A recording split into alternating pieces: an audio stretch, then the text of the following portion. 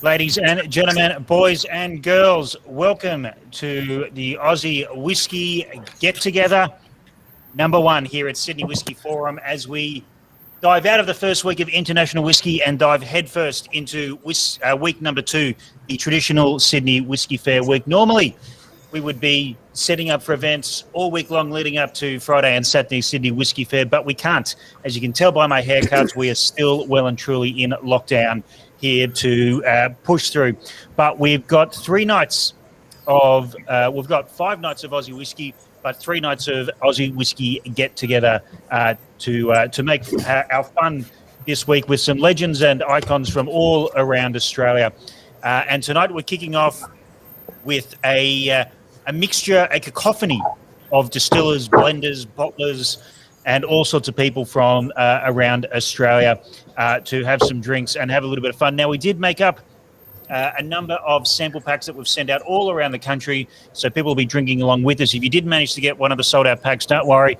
Pull up a chair, grab a dram of whatever you want, and drink along, ask some questions. We're going to have a little bit of fun. This is lifting spirits, and spirits tonight shall be lifted. So I have 8 guests in the chat with me here tonight. And so this one's going to be a little bit of a test as I go into the Brady Bunch mode to say, g'day and how you doing, and see who wants to jump in first to answer that. So g'day, how you doing? Going well. G'day. Hello. G'day. Hey, Scotty. Going well, folks. Excellent. So I'm going to do a quick round the grounds. Ian Schmidt from Iniquity, top centre, coming in live from cold South Australia. And Andrew Fitzgerald from Gospel in Melbourne, coming in from cold Melbourne. As we go round the ground, we'll go to Brian Hollingworth, coming in from cold Blackgate Distillery. Daniel from Archie Roads, coming in warm and lovely tropical Sydney. Brett Steele, fresh off Tasmanian Whisky Week from Spirit Thief down in Tassie. Dave Pearce obviously has heating in cold South Australia tonight. There. Jared, warmed by the barrel behind him in Starward, and smack bang in the middle through no other design apart from the fact that's the way they entered the room, Andy Baker from Bakery Hill Distillery. Everyone's ready. Everyone's got some drams. Tonight is very much about a virtual element of being at the fair, going around, trying a bunch of whiskies and having a chat with distillers and having distillers chat with each other. So without further ado, I want to say g'day to some people in the chat, to Whiskey's My Jam, to Justin Farmer, fairy godmother of Australian whiskey and spirits, Kathleen Davies as well, and Dan Milne. Exactly, I'm just about to post the order for tonight into the chats, both on YouTube, Facebook, and wherever else you are. But we might kick off with some whiskey from Spirit Thief and Brett Steele, who, mate, you would have been making your Whisky Fair debut this year, all things being nice and organised. But we can't do that. But we have something a little bit special from you tonight, a Tempranillo Cask American Oak. Do you want to start off by saying a quick g'day about who you are and what Spirit Thief is?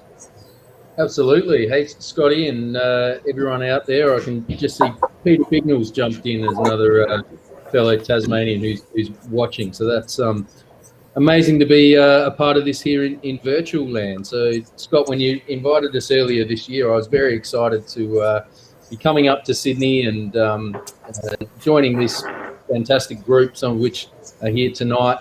But this is the next best thing. So, Spirit Thief, guys, tonight, in the glass, the sample that I've sent along to Scotty is a bit of a special one that we put together for our Cellar Reserve series. This is our American Oak Tempranillo. It's a full maturation in Tempranillo casks that is at about 52.3% ABV. So if you haven't already, please pour that into your glass. Have a nose and an aroma of this, and I'll tell you a little bit about Spirit Thief. Feel free to have a taste, and then we'll get into some of the tasting notes of this a little bit shortly after I've given you a bit of background. But for those that may have come across Spirit Thief before, we really began life in about 2015 down here in Tasmania.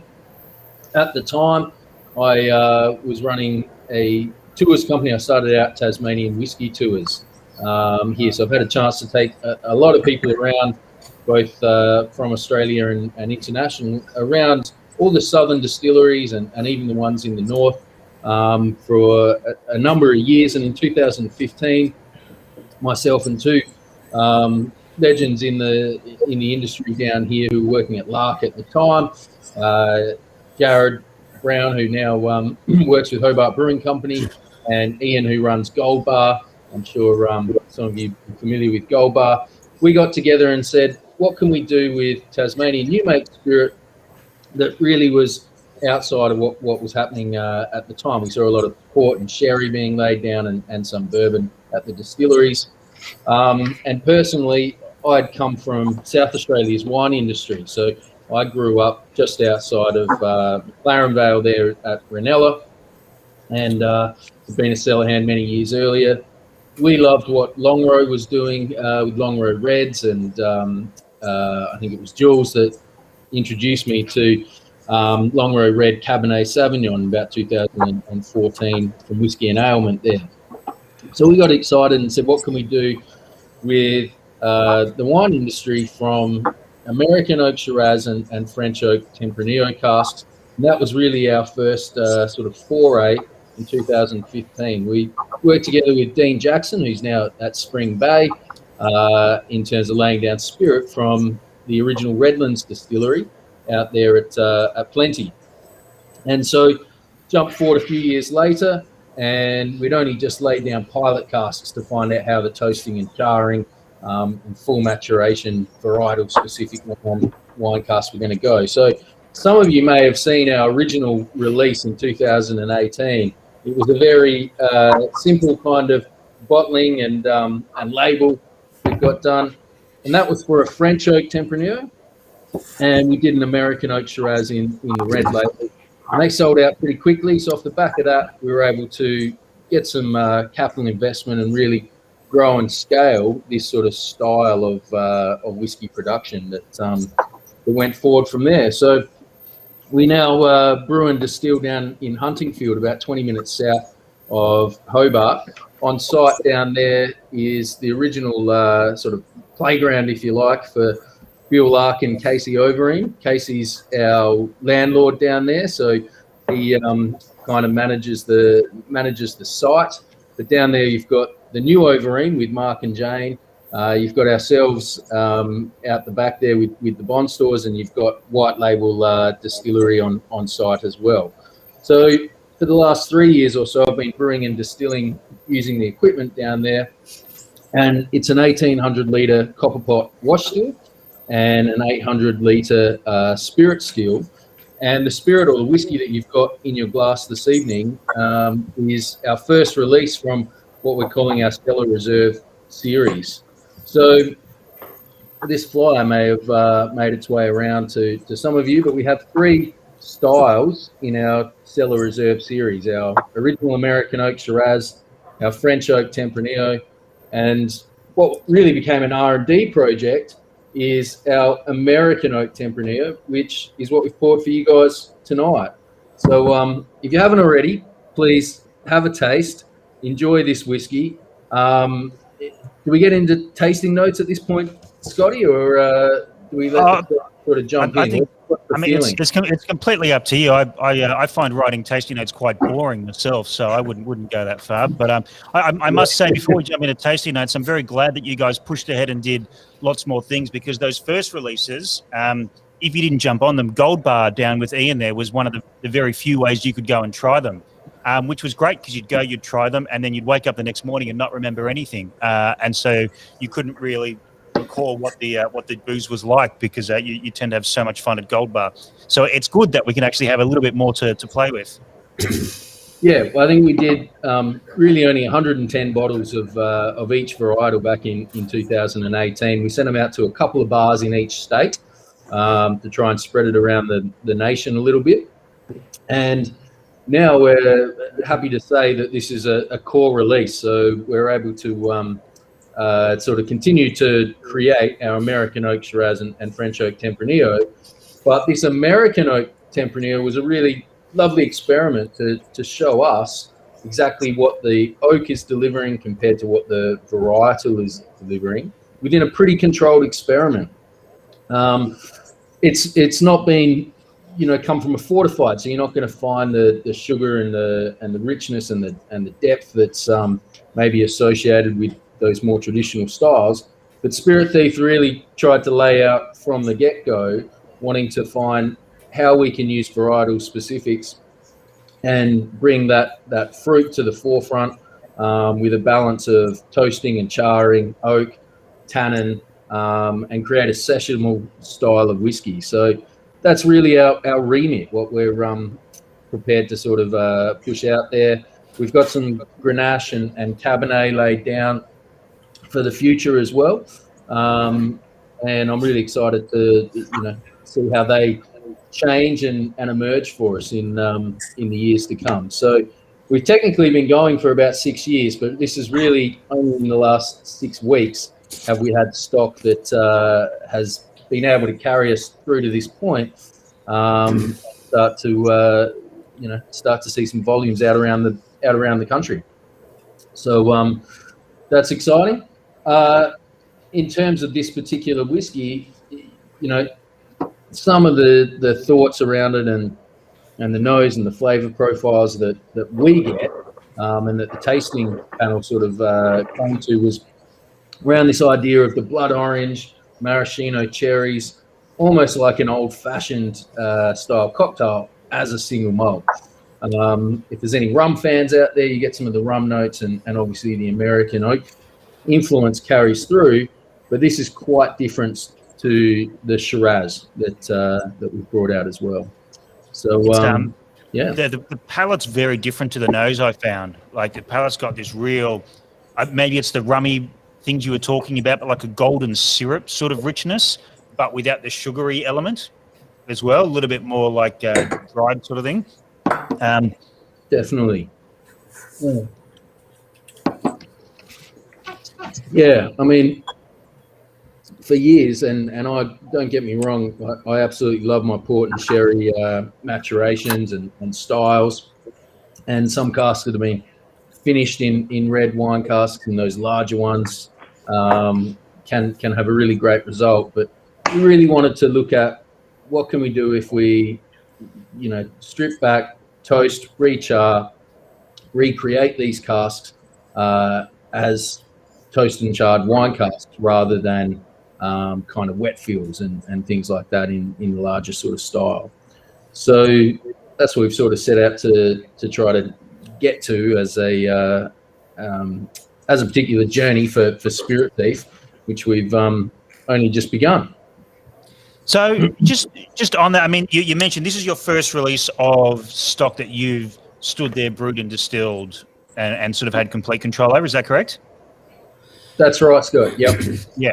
So moving forward, what's going to be the breakup? Because I know you've done lots of essentially independent bottling, and you've also done, there was a Ben Rinners from Scotland as well.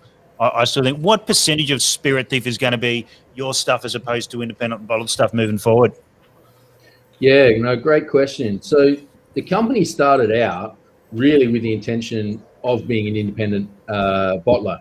So we worked with Redlands initially, and then throughout last year, whilst we were waiting for our own stocks to mature, we did some collaborations with Sheen Estate. We did their first actual double distilled, which we matured in French oak Grenache, which is very popular. We did our Adams heavily charred Shiraz cask. We did a couple with Belgrove as well, a Mataro, French oak Mataro, and also a Peated, which we ended up finishing in Cabernet. And that Peated has been a divisive whiskey along the way. Some people absolutely love it, and others not so much. We also got to collaborate with New Zealand Whisky Collective. That we found some Pinot Noir maturations that were coming along. And you mentioned the Ben Rinners. So that was really a project that almost has been 3 years in the making. Even before we got to, mash this and brew the whiskey that you're drinking now, we had found a 11-year-old, well, at the time, which was 7 or 8 years. So we're now at 11-year-old Ben Rinus, full maturation in Bordeaux through some of our contacts and brokers overseas. So that was really exciting, and it was supposed to be here 12 months ago, almost 18 months ago in the initial instance. I found out, Scott, that it just landed on Friday into Melbourne. Only 3 days. We'll see it in 3 months then. We're expecting to hopefully have it here in Tasmania on Friday this week, and it will finally become available. And that makes up, the last of our exploration series, Volume 1.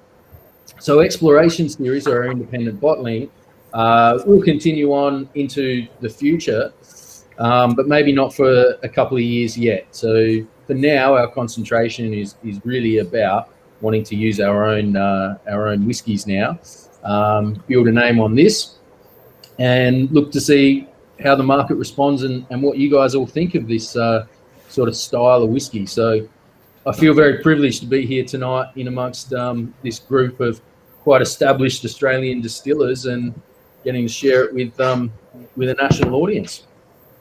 Yeah, beauty. Well, we only made 700 bottles of this, and unfortunately, the American Oak Tempranillo, we don't have any more. It was really an R&D project, so there's no more in the Bond store, but we were quite happy with how this has played out for us. Yeah, beauty. Well, seeing as we do have an expert panel here tonight, we might bring them in. And so I'm going to pick on various people as we go through. And I'm going to start with you, Jared, I think, because you used 1 or 2 wine casks in your time at Starward. What do you think of this? I absolutely love it. I love people are using a lot more wine casks in the industry in Australia. So it's really good to see. I love the profile of this because you get the red wine kind of red fruit character coming through, but then you get the oak tannins as well that kind of really, really hold up that back palate. And yeah, great job, Brett. I think it's a really, really awesome whiskey. Cheers, Jared. Yeah, David Vitale had, certainly supported and assisted along the way. And even from when we were back in the touring days, it was fantastic always to be able to call on David for his advice as to, the way that Starward was continuing to use red wine casks there as well. So, no, it's been good. Jared and Brett, for you guys, obviously you've done a lot of wine cask maturation. Personally, I haven't done any, so I'm going to rely on your expertise here. But I assume it's one of those that's like very easy to overdo if you're not too careful. This tastes really well balanced with the impact and the influence of the wine casks. But is it really a flavour and an element that you can just overplay too much? Yeah, I think so. I think certainly the tannin component is an aspect that can really overpower, especially in casks that still have a lot to give. And I guess probably the different types of oak as well. So whether using French or American, French oak leans itself to that kind of spicier spectrum as well. So that can kind of double up with the alcohol and kind of produce like an overly spicy, overly tannic whiskey. You do have to be careful with it because it is something. Once it goes too far, there's no really bringing it back. It's a good question, Dan, and something where I might actually bring back a few times tonight as we go through the concept of tannin and managing that, because we had a fascinating chat with Bimba out of London last week to kick off, and they were using a lot of smaller barrels, and they were maybe less as allergic to tannin as some Australian drinkers are. If you didn't like big Shiraz of the 80s in South Australia, you see tannin, you freak out. But actually utilising tannin, I've heard Jared, yourself, and both Brett say it there that you've got tannin, and it's a good thing, it builds, but then you don't want to overdo it. So Brett, that balance of tannin. How often are you trying stuff like this to make sure it doesn't go too far? Oh, you've got to try it. As it matures. So this, all right. So for us, we laid down 20-litre casks or 25-litre casks for the first 6 months. And then after that, it was everything into 50s and 100s. we don't do any single casks. That was kind of a rule we made early on, that we would be batching. So this is about 20 litre casks. But the real trick that we've also found through R&D and research and conversations is getting that toasting and charring right of the cask to begin with. And when we were doing our research to try and find other, casks as an independent bottler, we did find others that had been wet filled or used in that finishing sense. And some of the challenges that those whiskies present is that they need to then be married in with other stocks, with your bourbons and that kind of thing, because it can get too tannic. And one of the samples that we received from a Coela distillery, in that sense, was almost a pink whiskey. And so that had told us that, it hadn't really, the cask hadn't been reworked. It was almost wine that was on top of the spirit rather than integrated from the wood. So it's that integration with the wood that we're really looking at, what we can take from the wine industry and kind of bring into the way we make our whiskies. But we're very new to it. It's early days. Our 50s will be coming up next year, so that allows us a lot more scope to see how often we kind of check in on these, and if we need to cross marry between varietals as well. Ideally, we want to be able to highlight and show, the difference between the Cabernets in this style and also oak in the way that we're looking at specifically around Bordeaux or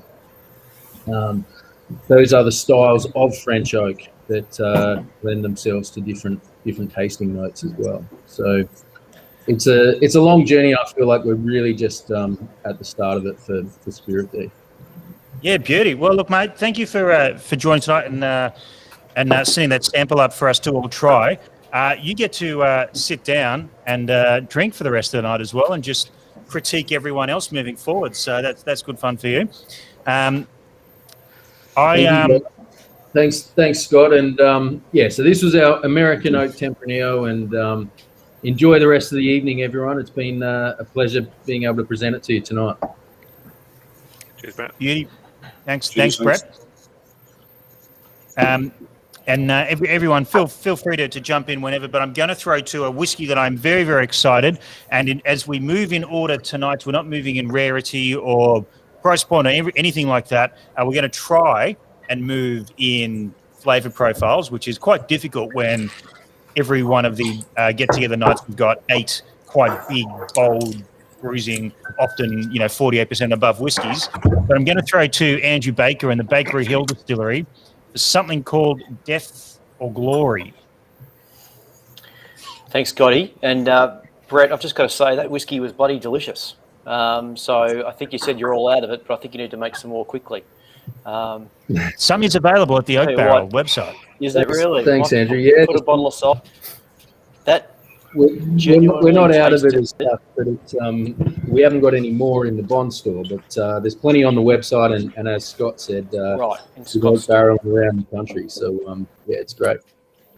Really tasted a lot like our classic. So some really beautiful new make spirit I think you've got there.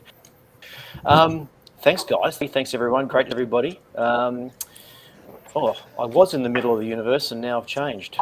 There I am. What I've done is I've fired up the projector, and now you're on the bedroom wall. Oh, wow. I don't know how I feel about that, Scott. The mind boggles. Lifetime achievement. Insight into Scotty's bedroom wall, isn't it? Finally made it. Finally made it. Where do I go from here?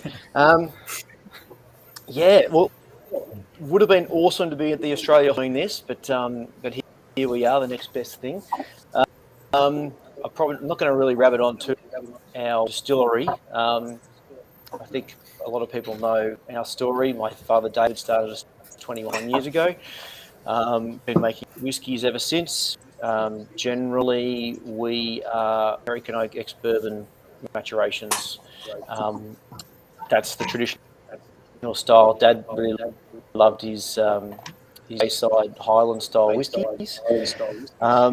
So we've been operating out of Bayswater. Audio okay? I'm getting some feedback. No? Yeah, gotcha. All good. Okay. We're at Bayswater in the outer east of Melbourne, but shortly be locating into Kitten in the inner northwest, at 5 km from the city. So it's going to be really big. So we can finally set up a cellar door whiskey bar experience for all you guys when you can get out of your houses again. Ooh. So that must have been easy during continual lockdowns, trying to set up a physical space. Well, we haven't started yet, to be honest. We get access to the place in a few months, and then that's when the hard work really begins. So I won't be nailed down to an opening date or anything like that at this point. You'll have to join up on our email list, and you'll find out all the information. But it's certainly going to be a lot easier than having people to bus and train out to Bayswater to come and visit us.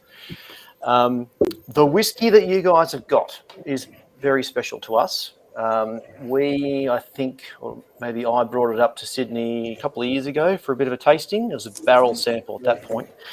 And it didn't even have a name. It had a working title, DB1.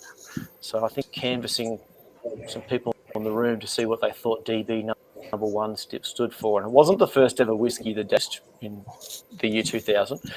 But it was along that track.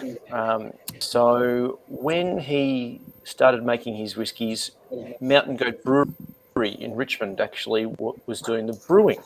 So Dad would hire a truck from Avis and trundle down on Friday afternoon and pick up his 1,000 litres of wash from Mountain Goat, bring it back to Bayswater and distill it on the weekend. This was when he was still teaching chemistry during the week. And that worked quite well for about 5 years. Until Mountain Goat got bigger and bigger, and us became such a low priority to them that it became more difficult to get brewing done for us. Said, well, I think we need change and we need to bring all the brewing in-house. So this was around late 2006. So he invested in the brewing equipment, set up our brewery, and since then, obviously, all the whiskey we produce is brewed and distilled at our distillery. Now, this whiskey that you've got is the first whiskey which he brewed, distilled from the distillery. So it's our first end-to-end production run. So it's from 2007. So it is a very old whiskey. It is called Death or Glory. I think Scott actually gave us a little bit of a tip-off, a little bit of a hint at sort of what we should name it. What it came down to really was thinking a little bit around, Dad 21 years ago trying to start a distillery, and it was a fairly big risk at the time. There weren't many people doing it, and he thought, well, it's a little bit like Death or Glory, really. It could work or it may not work. So we've gone with that as the title. It's lightly peated. So warm it up in your glass as well. So give your glass a cup, and then make sure you get the nose. But we held on to it and kept thinking, what are we going to do with it? What do we do with it? And eventually we thought, bloody hell, it's awesome. We've got to bottle it. Otherwise, we're just going to lose more in evaporation. We've already lost enough over 14 years. And it's sitting there at the moment. It's in a bottle, and it needs a label. It needs a release date. So I'm thinking it's probably going to be shortly after we do open up our new distillery in Kensington. This might be the one that that kicks off that party. We really love it. Just really got some beautiful length and depth. Quite delicate, but also got some really lovely finish. And you're just tasting it. The peat's there. It's hinting away. Keeps coming back to you. Sweetness. Our new make spirit should be getting that as well. I better try some. Remind myself. I hadn't tried it for about 2 years. Probably since I brought it up to see you, Scott. It's probably the last time I tried this. Well, I actually forget when it was, because what do days and weeks and months mean anymore in the last 18 months. But Mark Garraway, Yeah, it says Bakery Hill is just as good as I remember from the Oak Barrel tasting, February 2020. So that was, if that's when it was, February 2020. And I think on that night, I was standing up the back, and I think we were probably about 7 or 8 Bakery Hills into it. So, I'm having a good time. I'm not presenting either, so I can just sit up the back and drink. And I may have said that this was in the top 3 Australian whiskies I'd ever tried on the night. And I reckon that this is still very, very close to that top echelon. A 14-year-old whiskey, for me, it sums up everything Bakery Hill has done. Being a little bit of a quieter distillery in terms of getting up and yelling and screaming and getting in everyone's faces. The core ranges, your classic malts are 7-8 years old often, which is crazy old compared to some other people out there. And this whiskey is just at 48%, impeccably balanced. I saw Justin, saying, the milk chocolate in there as well. I get that. I'm getting lots of really soft tropical fruits as well, which is what I remember from that night in February. But just a different look at the type of whiskey we can make in this country. It might take 14 years. And that's, for some people wanting to wait, but this is the first look at stuff like this that we're really seeing. And I think it's just a gorgeous, I just adore this whiskey. This is gorgeous. Yeah, we're pretty partial to I had it. very high And hopes. Dad certainly is. Sorry, Daniel. The struggle we're going to find with this is whenever Dad finds whiskey that he really loves, he doesn't want to sell it. It's like, it's too good, put it away. We're going to keep it. So we're trying to run a business here. How much have you actually got left, Andrew? We got around about 110 bottles. Wow. So it is going to be a very small, limited release. Might as well just keep it. We'll go through 110 party, bottles. Yeah. Yeah, but actually, well, there's actually going to be 2 releases with this, because this, what you guys have got in your glass here, is the peated version, and we have an unpeated version. So one will be the death release, and one will be the glory release. And the unpeated one is just amazing as well. It's just such tropical fruits and all sorts of different spices and nougat and honey and all sorts of things going on in the unpeated. So that's going to be great. We're lucky in that we've been going for so long, we're able to keep barrels back. So we'll be able to continue doing this going forward. So just because we've got 110 bottles in this particular one, in the next year or so, we'll have probably a similar amount. So we'll be able to keep it ticking along. For us, we've seen the value of extra time, especially in our larger barrels, in the 225-litre barrels. If we can keep it in there, we can get to a beautiful point. It's got to be economical though, because we could be losing up to 60-70% of the barrel in evaporation over that period of time. So we've got to find that sweet spot, and we think that probably is where it comes into a costing situation. We'll need to work out. But it's nice to be able to keep something back a little bit each year to have an extended aged edition, because you just can't beat extra time in the barrel, not for us anyway. Schmitty, you've been drinking whiskey for a little while and making whiskey in this country for a little while. This is one of the oldest at 14 years will be one of the oldest Australian whiskies to hit the market. Where does it sort of sit with all the stuff that you've seen and distilleries come and go in the past couple of decades? It's as good as anything I've tasted out of Australia, every bit, and it's probably competing. It's more than punching its own weight with Scottish whiskies too. It's bloody beautiful. Hard act to follow, actually. Couldn't we have him last? Yeah. Well, I knew that this was and this was not where I put it tonight, but where I put this whiskey across the week as well was the challenge. And I thought it had to go a little bit earlier tonight because just the complexity and just the softness of it and just all that sort of stuff I wanted to sort of highlight. Brett mentioned a little earlier in regards. There I was thinking it was just because I barracked for Port Adelaide and you barracked for the Swans, you put it the other way around. Well, mate, so you haven't heard my introduction for you yet, so you just wait and see where that goes. But another dirty Port Adelaide fan, I think. Fitzy, you about to say something? Yeah, look, Brett mentioned Longrow a little bit earlier, and when I tasted that Bakery Hill, the perfect balance that it has with enough peat but not an overpowering peat is that just a very well balanced whiskey, and it reminds me of some of the Longrow whiskies which I've had a number of. It's a delicious drop. That's fantastic, Andrew and Schmitty. Thank you very much for your comment. It means a lot to us. And a great point. We certainly, when Dad was starting, we made a conscious decision not to go over the top with peat.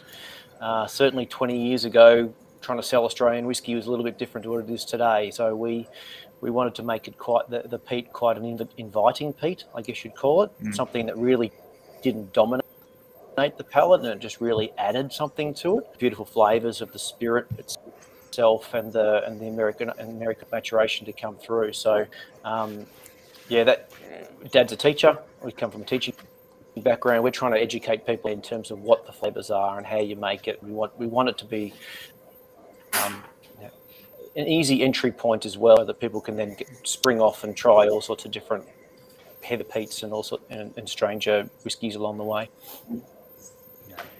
It's an exceptional drop, Andrew, and I think testament to what your father did all those years ago, but also not in terms of making whiskey, but also as you touch upon, it wasn't easy selling Australian whiskey 10 years ago. So all the efforts he put in there as well. I'm going to put that to one side and come back to it. If you're drinking at home, don't feel to rush on any of these. We have plenty of booze to get through, so grab a second glass if you want, or third glass. And we're going to move on to, because we are getting into some peated whiskies later on tonight and some big crazy things, to something that's probably one of the biggest in terms of ABV, but is unpeated. So wanted to do this after this. And this is, of course, the Iniquity Gold Label, distilled by Ian Schmidt and the team there at Tin Shed Distilling Co. Makes a half-decent whiskey, supports a pretty average football club. Lucky enough for him, he's in, and David, please, don't take this personally. This is purely a Schmitty joke, but he's sitting there pretty in just outside of Adelaide there, not in lockdown. But how would you tell if the city's in lockdown or not? Because there's no one there anyway. But Schmitty, welcome back. Shots fired.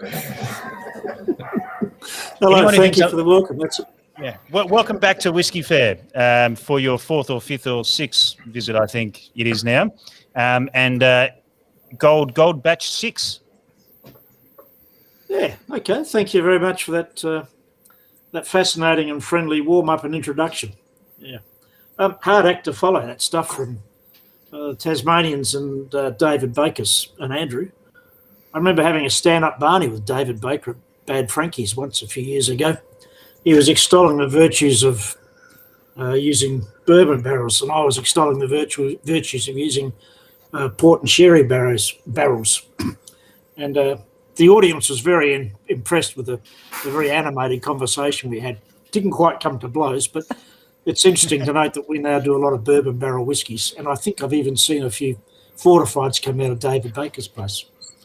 Okay, so this fella here. I love the passion of you guys. What, me and your old man having a stand-up party? It was entertaining. So this fella's 4 years old, or just shy of 4 years old, and it was aged in a single nose cask, even though the nose will tell you it smells more like a sherry cask. It's 60.1%, and it doesn't really smell like 60%. Doesn't even taste like it, actually, on the palate. But it wasn't quite right as a single cask, so we added just a little bit of 2-year-old bourbon barrel to it, and that made all the difference. And I reckon this is one of the best whiskies we've ever produced. Have a taste.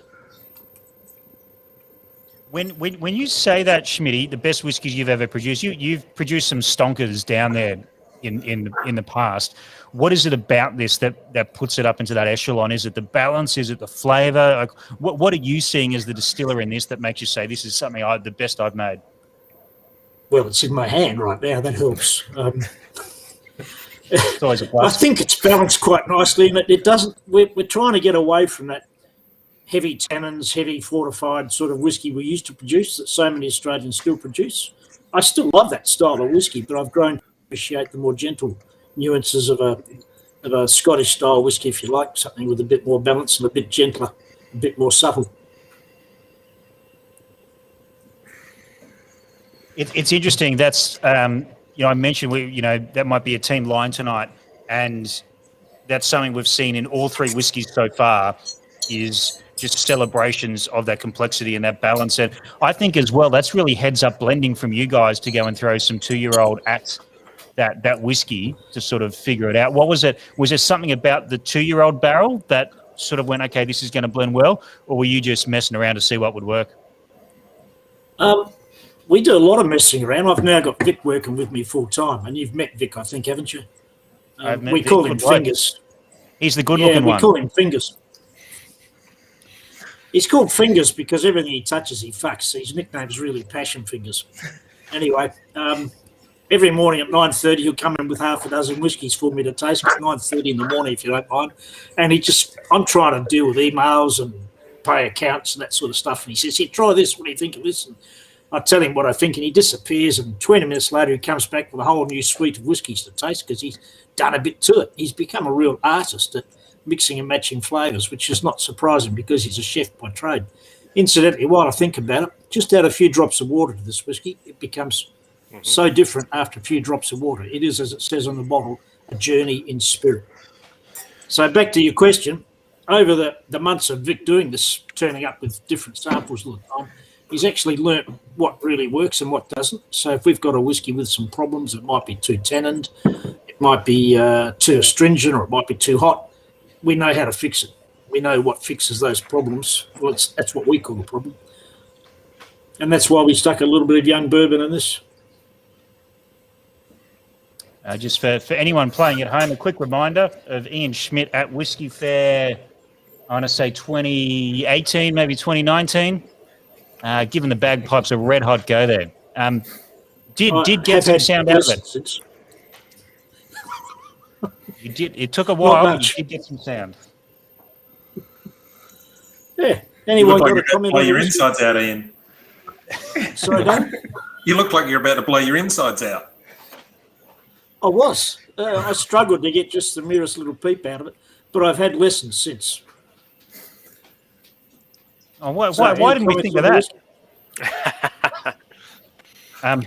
This is excellent. I think as well the nose is really inviting. Now I'm getting a lot of like undertones of vanilla and a little bit of vanilla ice cream and that sort of thing on the nose. Is that coming from that bourbon cask that went in second? Yep, that's where that comes from. But the really interesting thing is that it's a Shiraz barrel, but it tastes more like a sherry barrel. I have no idea why that is. I'm just glad it does. That's really interesting, isn't it? Because you just don't get any of that Shiraz barrel out of it at all, do you? It's a 4-year-old French oak Shiraz barrel. I'll show it to you if you come down here. Yeah. Brian, don't think I haven't seen you there, and I'm letting you get away scot-free. You for me have made a spirit that is very similar to Tinshed in its structure, in that it's always been a little bit more robust, a little bit fuller. What do you think of this whiskey? And be honest. We might just not have you on the audio there, Brian. Don't know if you're muted. He's lost for words, Scotty. It's that good. Sorry about that. Yeah, so I'm really impressed. We've tried 3 whiskies and I've loved the 3 of them so far. This particular one, Ian's, is gutsy. I love the gutsiness of it, and just the bloody it's not overdone with it, too much cask in it. The spirit still comes through. Yeah, really enjoying it. So we have a lot in common with Brian. Just one question. Because we both use relatively small steel, and we both work and operate in hot, dry climates, so our product's fairly similar. Yeah. Yeah, and I still remember Iniquity Gold being one of my first favourite Australian whiskies many years back, and this is right in line. Like, it's beautiful whiskey. I mean, like a little bit of a musk stick sort of an element to it. That sort of candied, musk sticky floralness as well. Well done. So, I mean, this is only the 6th batch of gold. You know, is this do you aim to have a gold every year, or is it just when you've got something that you think fits the bill?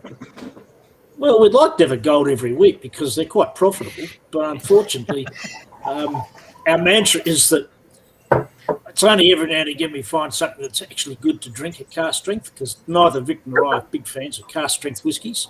I read somewhere that if your whiskey is 60% alcohol by volume, it'll probably chew up and destroy your taste buds. So if you can't taste it, what's the point of drinking it?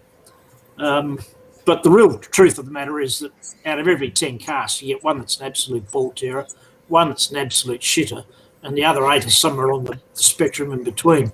And it's probably about 1 in 20 casks that we consider good enough to be a gold label.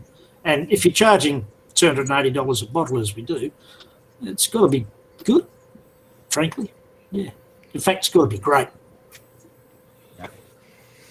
No, I think it is. And shout out to Janice from the Blackgate Distillery, who says Mandurin's not so hot and dry at the moment, and she's managed to avoid the stream somehow tonight, but she's potting around the back there somewhere. I think I interrupted. Brett or David had a quick question there. I couldn't quite see whose mouse was moving when that was coming. Did someone want to throw something at Ian?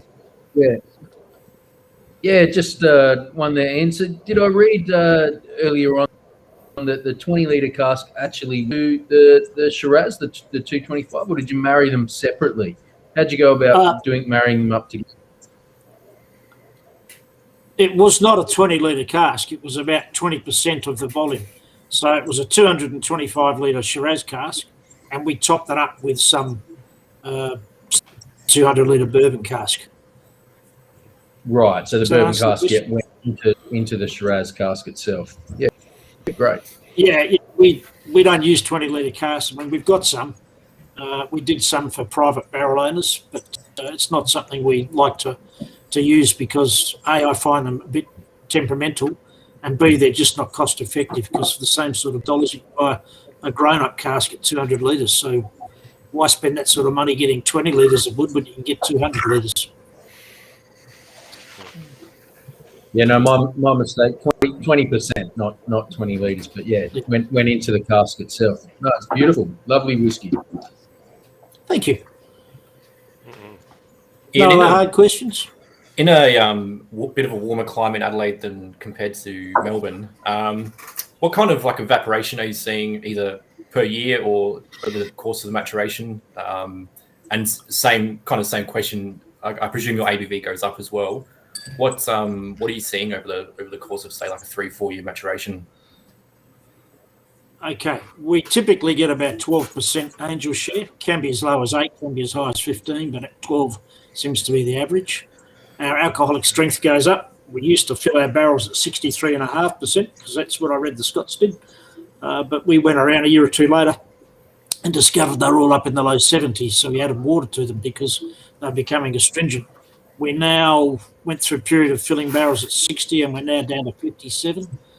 We accidentally filled one at 48 a couple of years ago. They're called the Fluster Cluck. And that was passion fingers again. He got out. So the 48 actually worked pretty well. So we probably may find ourselves dropping down to 55 or 50% as a strength. At the end of this year, we are moving location to the Adelaide Hills. We've got a brand new tin shed being built up there, and we're moving into a brand new site at the back of a chocolate factory behind a cheese factory. So it will be a food and grog hub. And up in the Adelaide Hills, where we won't get quite the same extremes of temperatures we get here. 25 degrees in Adelaide. We even had 47 a year or two back. And when it's that sort of temperature in the shade of West Terrace, where the Bureau of Meteorology sits, it's probably in the low to high 50s sitting in our shed. Not really, I think, good for the whiskey.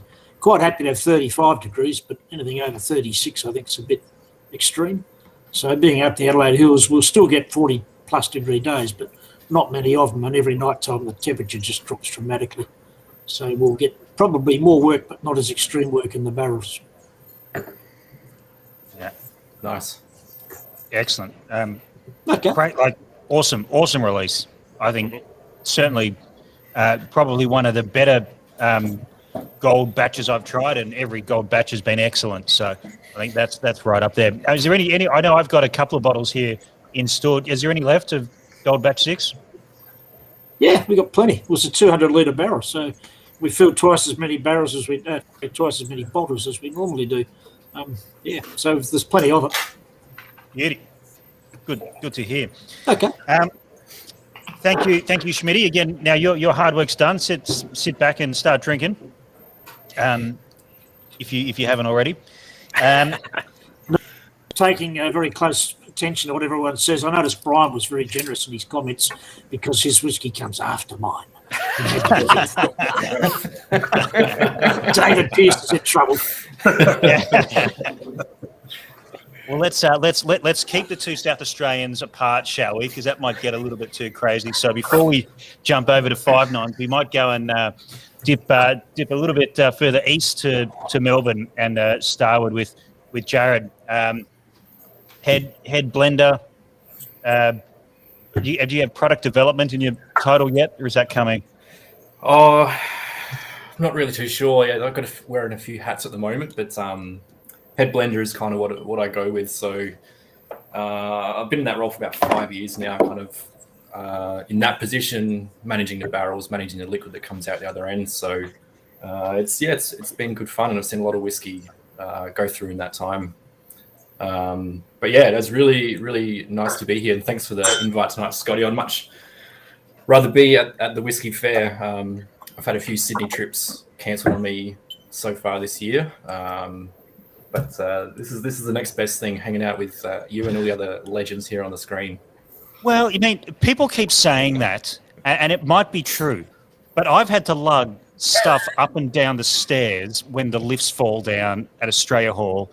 Then, you know, there's Friday night, there's Saturday night, and then there's Sunday where you got to clean everything up. So, you know, just it's not so bad for me. Just, you know, after this, there's no cleaning for me to do. But yeah. So tonight we wanted to do this because we haven't done this. We would have done this in a tasting had we been able to, but we haven't been able to. So we're looking at ginger beer cask batch 6 from Starward. So I think if there is a cult whiskey in Australia, or a cult label, ginger beer cask has got to be close to that cult status. So you want to take us through it, and then dive into this slightly crazy whiskey.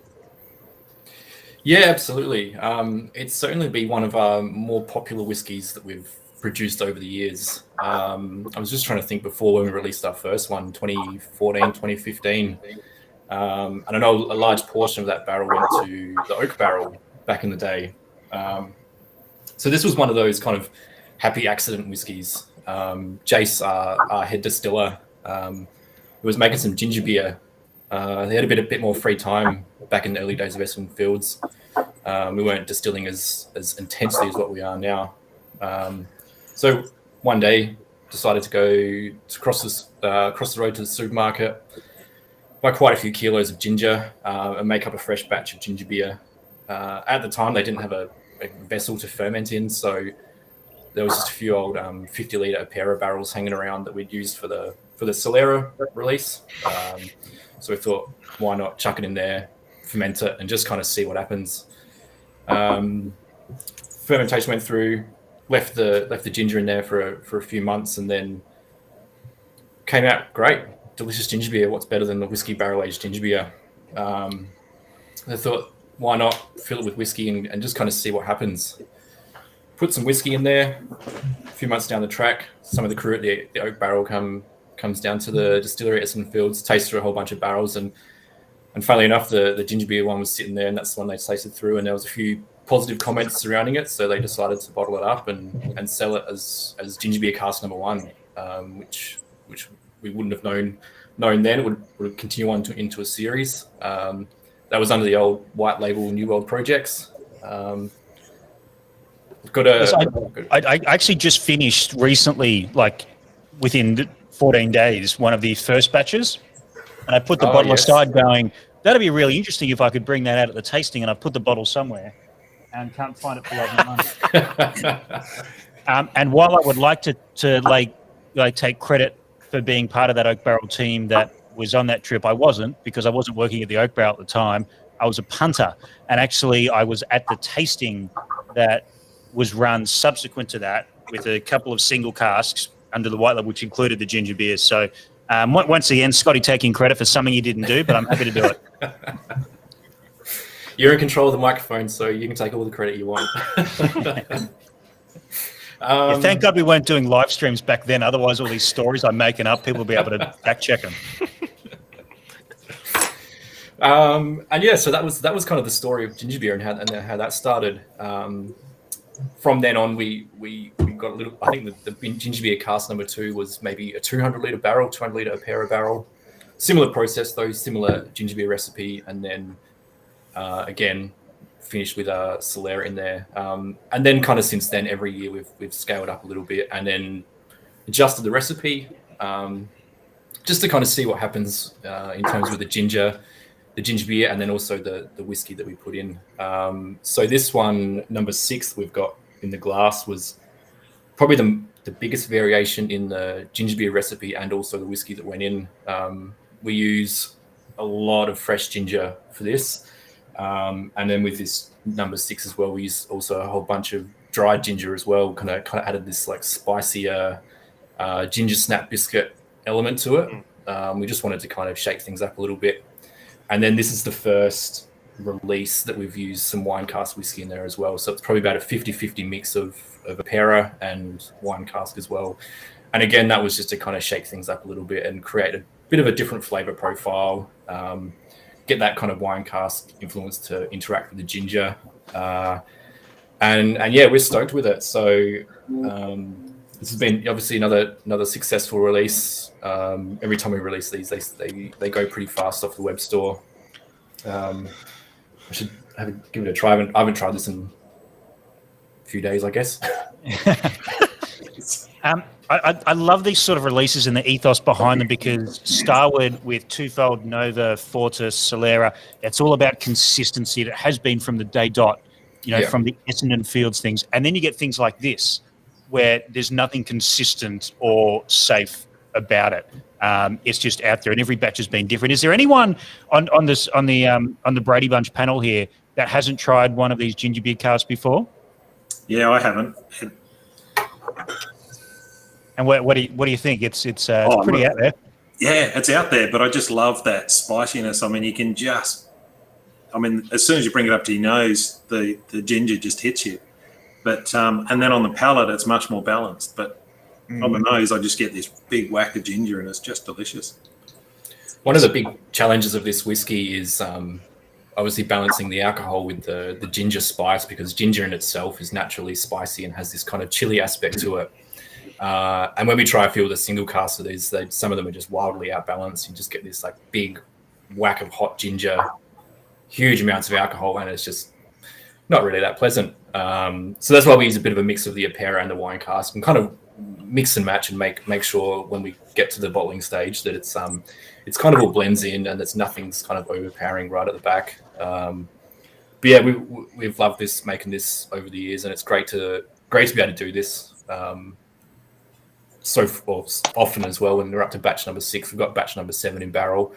And yeah, because like you were saying, Scotty, the whole New World projects, which is now Starward projects, it's the chance for us distillers to kind of really experiment and go outside of the core range whiskies that we produce day in, day out, have a bit of fun, have a bit of experimentation, and like we've seen with ginger beer, from happy accidents, you can get really cool, really exciting whiskies coming out the other end. Yeah, I think for me, this one, Jared, I think it was batch 5. Sorry, go, Andrew. Sorry, I was going to ask Jared what he's doing with all the ginger beer. Yeah. So that's a good question. I think it was we now put it back into barrel to kind of I guess like season more barrels for future releases. But I think it was batch number 3, ginger beer cask number 3. We had it was another 200-liter barrel. We took that ginger beer out after about 6 months of barrel fermentation and maturation, put it into 750ml champagne bottles, and did like method traditionals, so re-ferment in bottle. Left it on yeast lees for about just over 2 years. And as sort of make it the same way as you'd make a sparkling wine. And the result was this, I think it was like about 9% ginger beer, spritzy, super acidic, and paired extremely well with the ginger beer cask. You had to enjoy ginger to enjoy drinking this Boilermaker combo. But it was a huge effort. We'll probably never do it again because it was painfully. It was a bit of a painful process, riddling all the bottles to make sure the yeast kind of goes to the top. But yeah, it was the result. The ginger beer that comes out is pretty spectacular. Hey, Andrew, if we go back 15 years ago and you had come to your father and said, "Hey, let's put some whiskey into a ginger beer cask," do you think you'd be looking for another career now? Would I be looking for another career, or would he? Well, I don't think I would have been joining the family business if I was having suggestions like that. Yeah, my father's got a bit more on the side, shall I say, of the on the whiskey experimentation matrix, but he's more and more enjoying some of these different whiskies that are coming out of different. So, but I still don't think we're going to go down the ginger beer track. Starward is doing that one too well for us. Sort of what I'm trying to get at there is, back maybe not 15 years, but 10 years ago, this was a crazy thing to do. I mean, we're going to get onto Archie Rose, and they've got everything but whiskey at the moment to play with. But like they're doing some crazy stuff that would have been, absolutely thrown out a little while ago. So I'm loving this experimentation, but this is, for me, it's one of the original ones. It's one of the original happy accidents, as you say, Jared, that, got off the ground and sort of, grew legs and walked onto land. On that point, Jared, can I mean, obviously experimentation, and the first time you did it, it wasn't a planned thing. Did it go wrong at all? Like trying to recreate the second time around? Like, yeah. Second, number 2 was pretty brutal from memory. Batch 2 was pretty brutal. Yeah, I think with batch 2, we really tried to kind of amp things up a little bit, and it was probably a little bit too much. And I mean, we've done batch number 6, number 7's in barrel, like I said before, and like we're still learning. Every time we do a different batch, we'll adjust the recipe a little bit to kind of tweak it because of something we didn't quite like or something didn't really quite fit. So far, nothing's gone completely wrong. No barrels have gone completely sour or acidic or anything. But yeah, we do learn a lot every year, or basically every year when we make this. I was going to say it's probably not one that you can just blend it into Solera if it goes bad. I think if Twofold starts getting a bit of a ginger note, you'll know what's going on. That's a really interesting question, and I mean, I would say cone of silence here, but it's not because we're live and it's recorded. But like, has that ever happened to anyone? Had a cask just go off the scale that you can't even blend it back? Like, and is that sour or acidity? And what is it? Just a bad cask? So what would that? What would cause something like that? And does it happen? Yeah, we probably get one in. This is quite a lot of casks, but maybe say one in every 500 casks is completely unusable, and we basically put that liquid back through the still because we can't blend it, we can't do anything. There's no resolution for this whiskey. We would have probably I would say 10 or 11 casks out there that we'll never use. We'll just they're sort of just boat anchors at the moment. Certainly we did a lot of,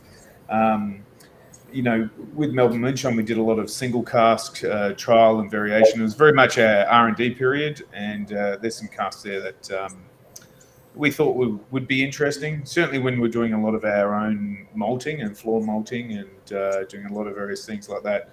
But some have turned out terrible. So now we just put them there just to remind ourselves not to try too many weird things. But absolutely, lots of duds.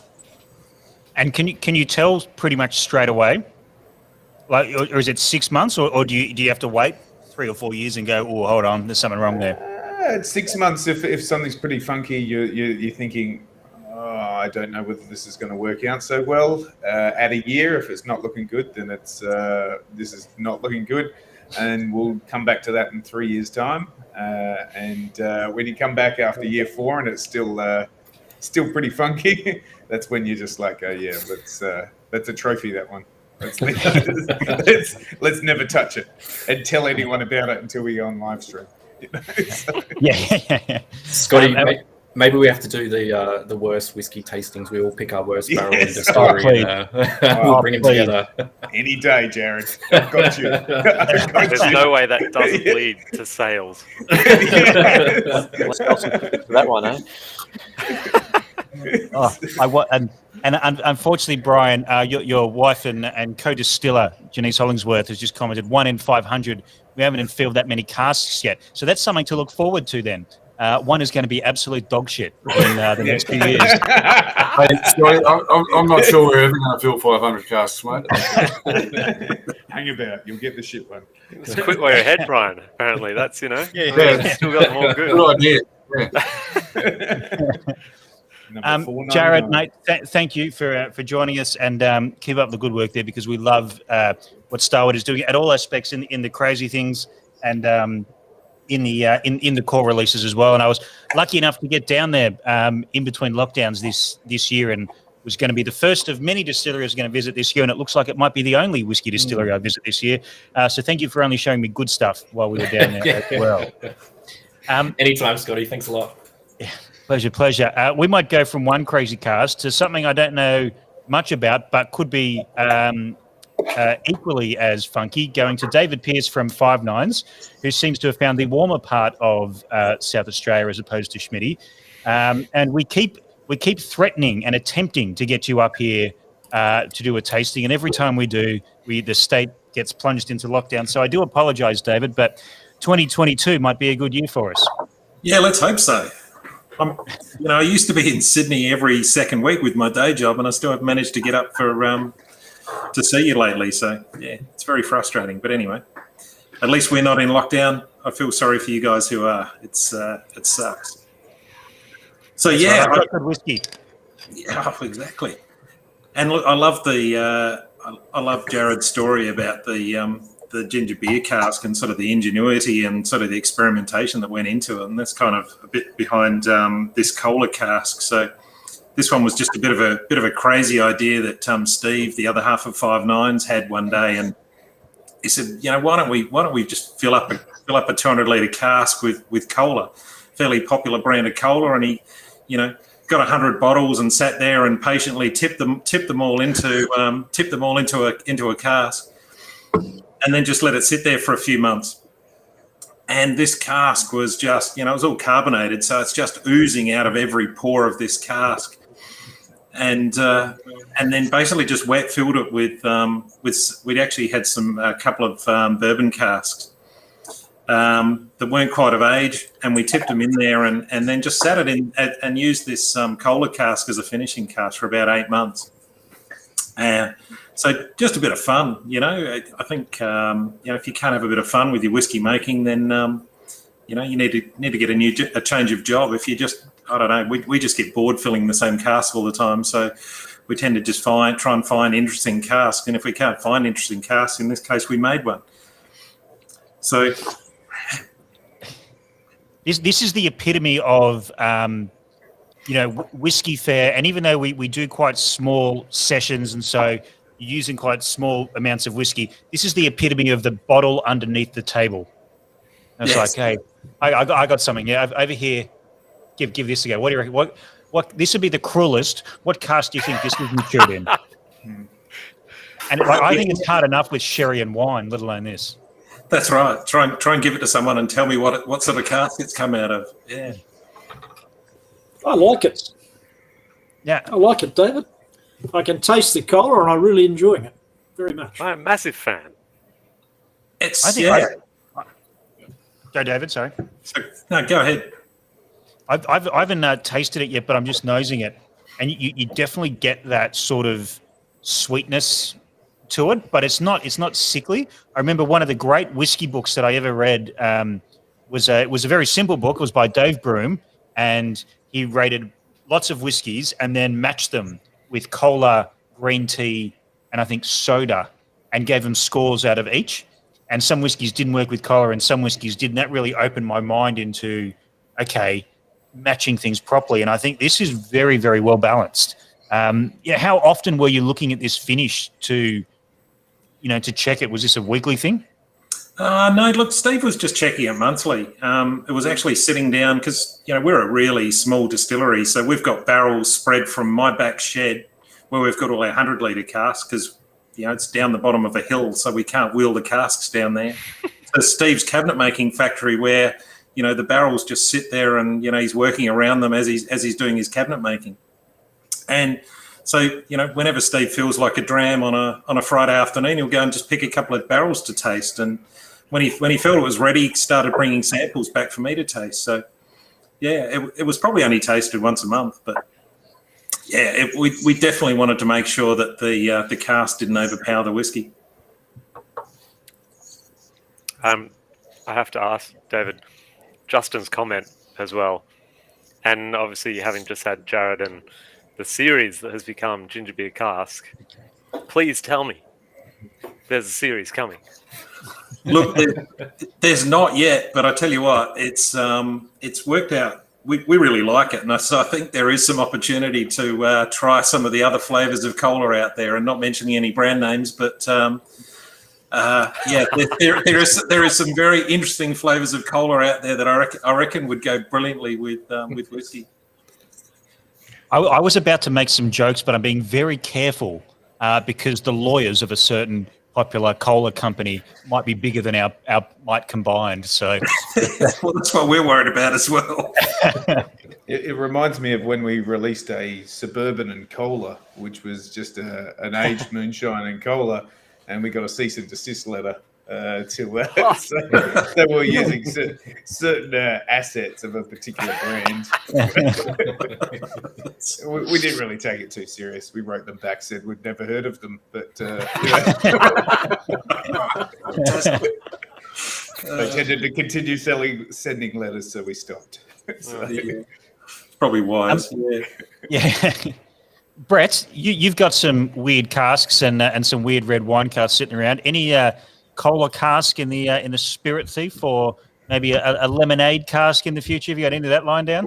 Mate, no, we haven't gone down that path yet. I did get a chance to try Lark's Chinoto cask that they did recently down here, which was very interesting as well.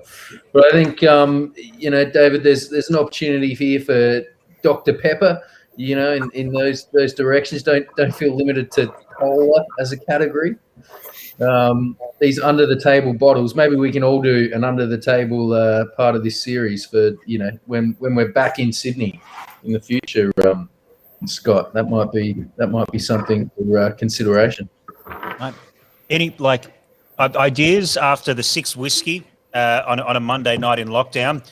For me, always good ideas. There's never been a bad idea after a few whiskeys on a Monday night.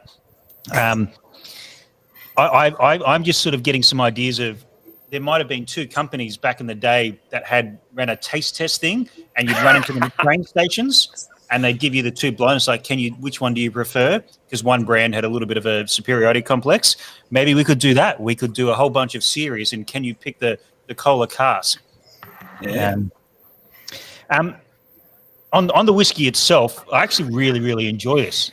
It's got the sweetness of that, but I'm finding the palate really chocolatey, like really milk chocolate. A little bit the similar sort of stuff we were getting on that first Bakery Hill, and even the Tempranillo cask. Dave, we've been threatening to get you down to an in-person whiskey fair. For people who have tried,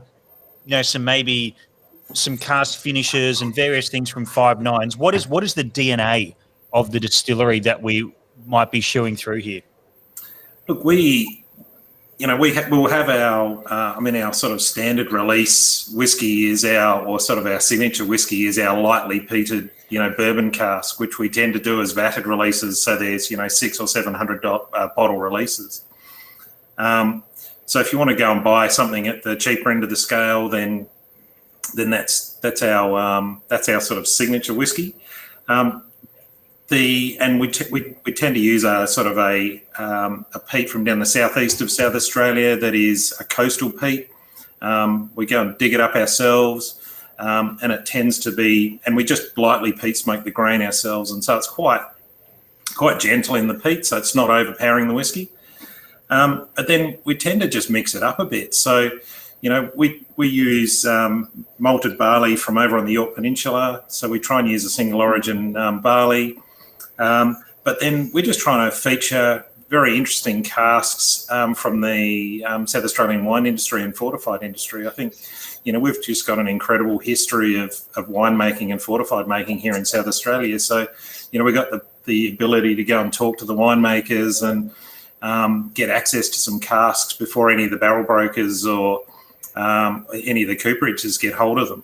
So just trying to feature some of those really interesting casks. And so, just interesting things like, the Chardonnay casks that we did a few months ago from a winery just up the road from us in the Adelaide Hills, just around the corner from where Ian's starting up his, moving his distillery to. So, we are very small, so, and we just like to have a bit of fun with it. And I guess part of that is sort of a bit of us learning. We've only been running since 2016.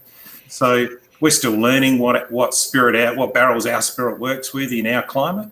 So it's a bit of us maturing as distillers as well. No, excellent. That's like I'd go get a real job if I wanted to be bored. So, it's good to continue to have fun and feed off other people's ingenuity for me to have fun as well. So thank you very much for supplying this. Is there any of this available still, this particular cask? There is still some bottles available of this, yeah. Yeah, sweet. Some will be getting to the oak barrel by probably next week or the week after, I think, potentially. It will be, correct, yeah. Beautiful. Sorry I've been slack, Scott. I've been trying to send it to you. No, that's all right. I mean, I've had more than enough arguments with couriers and Ozpost over the past 2 weeks getting sample packs out to people to not be angry with anyone for anything being a little bit delayed at the moment. But thank you very much for something a little bit different. And I think to say the first ever cola cask to have graced an oak barrel tasting / oak barrel shelves. Oh, I feel honoured. Yeah, I don't think we've had one of them before. Awesome. Well, thanks, everyone. Appreciate it. I hope you enjoy it. Surprisingly good. Yeah. Sorry, Dave, I wasn't surprised. I knew it was going to be good. Thanks, Ted. Yeah, Schmitty, was it surprising because of your relationship with the 5 Nines distillery or because of the cask? Are you getting a little bit nervous that these upstarts in South Australia might be stealing your thunder? Well, I've sat at the table in the background and David's shot there, and he's managed to get me quite merry on his booze, and I can assure you it's all really good. I'm just surprised that a cola cask came up that well. Actually, I'm a bit jealous of his bourbon cask. It's really nice. I look forward to seeing, obviously Scotland's influenced a lot of Australian whiskey industry in terms of the maturation and barrel types and everything. I wonder if maybe one day someone in Scotland, maybe a Macallan cola cask. I would love to see Dave visit any Scottish distillery, but particularly someone like a Macallan. Like, you guys are doing this wrong. Seriously. Let me tell you a little thing about Let me get whiskey. a couple of 1.25 litres. And, I'd love to give them a sample and just see if they can pick what cask it came out of. Yes. If they're watching this live stream now, some ideas floating around that make their way into the distilleries over there. Who knows? Yeah. Classic. Awesome. We've actually got an interesting cask we're about to fill, which is actually an ex-bourbon barrel that had gin in it for a year, and I'm just going to be really interested to see what the gin did to that, what the gin's going to do to the whiskey. It might just completely kill it, I don't know, but it might actually also make a really interesting whiskey. Dave, you'd obviously then you'd have to do a tonic cask as well to back it up. And then... Oh yeah, there you go, Dan. Can anyone see how decisions get made at Archie Rose all of a sudden? So this next year will bring out all talking these about bottles, Scott. eh? Yeah. Yeah, and if we don't see a gin cask from 5 Nines at 2022, we know how it went. Bodaker. Another Bodaker. We'll do the Fanta. All right. Orange flavored fizzy drink. No brand names. That's right. No alcoholics, just fantastics. That's what I meant. Oh dear. Hutchins read. Dave, thank you for that. That's exceptional. I think really gets what tonight's a little bit about. And just shout out as well, Peter Bignell on the previous conversation we had has a 11-month-old 50-litre brandy, 50 litres of brandy that is mouth puckering tannin. But Peter, I think if anyone can save that, I think you have. But he does have down a barrel of an orange sour beer cask and a peach sour cask. Ooh. So, that's look for that in 2022. Something we're going to look to in 2021, and we're going to drink it right now, but perhaps not own it right now, is from our friends at the Gospel Distillery in the Melbourne CBD, who have drawn for us a bit of a cask sample here today of a rye malt at around about 60%. Yeah. Am I getting that right, Fitzy? That's right. Yeah, I like how you've kind of set this up, I think, because when you emailed me about this tasting session, Scotty, you said a bit of an under the table sort of special cask thing, and at the time I didn't have anything, so I was like, shit. I just went out and drew out a cask of something that was a little different to what we usually do. So and this is the sample. So we don't have it for sale, and it's completely not available. But I thought it was interesting enough to share with others anyway. So if people are familiar with the Gospel, I guess we really specialize or focus on rye whiskey. And it's good to see Peter in the chat room, because obviously he's one of the pioneers here in Australia in regards to rye whiskey. So the reason why I presented this is it was something quite different to what we typically produce. So we focus on a single farm sourced or a single region sourced and single farm sourced rye, which we don't malt in our whiskey. So typically 100% unmalted. We do have quite a few barrels of malted rye, but what we have tonight is actually a blend of double pot distilled out of our South Melbourne site, so a direct fired pot distilled malt, so single malt, all pale malt, which we did there, and that particular site we did particularly long ferment at a moderate temperature, and for a reasonable amount of ester development, and double pot distilled, and we used to lauder it through a really shitty lauder tun which we bought off of Starward. It was a mash lauder tun. It was probably the shittiest vessel that we owned, and most of our fermenters were Cambodian rainwater tanks, but Starwood sold to us and told us it was really great, but we appreciate that. So glad someone else got to share that pain. Yes. Thank you, Jared. We got their brand ambassador. Thank you. Yes. I didn't mean that, Paul. I love you. Yes. So thank you, Starwood, for that. So anyway, the single malt comes out of there. So what we're tasting tonight is essentially a blend of single malt and rye. And the reason why and 100% rye, the reason why we blended these two together is our rye tends to be quite grain forward and very dry on the palate. And what we're trying to do is sort of soften it up a little bit, add a few more floral notes coming through from the single malt. The single malt is aged in wine cask. A couple other people are using wine cask here in Melbourne, so we use wine cask for this particular single malt, and of course the rye was in New American oak. So it's a blend of those two, and really reason I selected this cask, I thought that's a little bit different. So I'll send that to Scotty and see what people think, and that's really the result. So there you have it. Awesome. So can I just clarify? This is rye malt. Sorry, rye malt, rye whiskey, and malt whiskey. That's correct. Blended together. Were they blended together as new make? Sorry, or were they blended together after maturing individually? Blended together after maturing individually. Both casks are 3 years old. They've been blended and then put back into cask, and they're sitting in casks now. They'll probably be.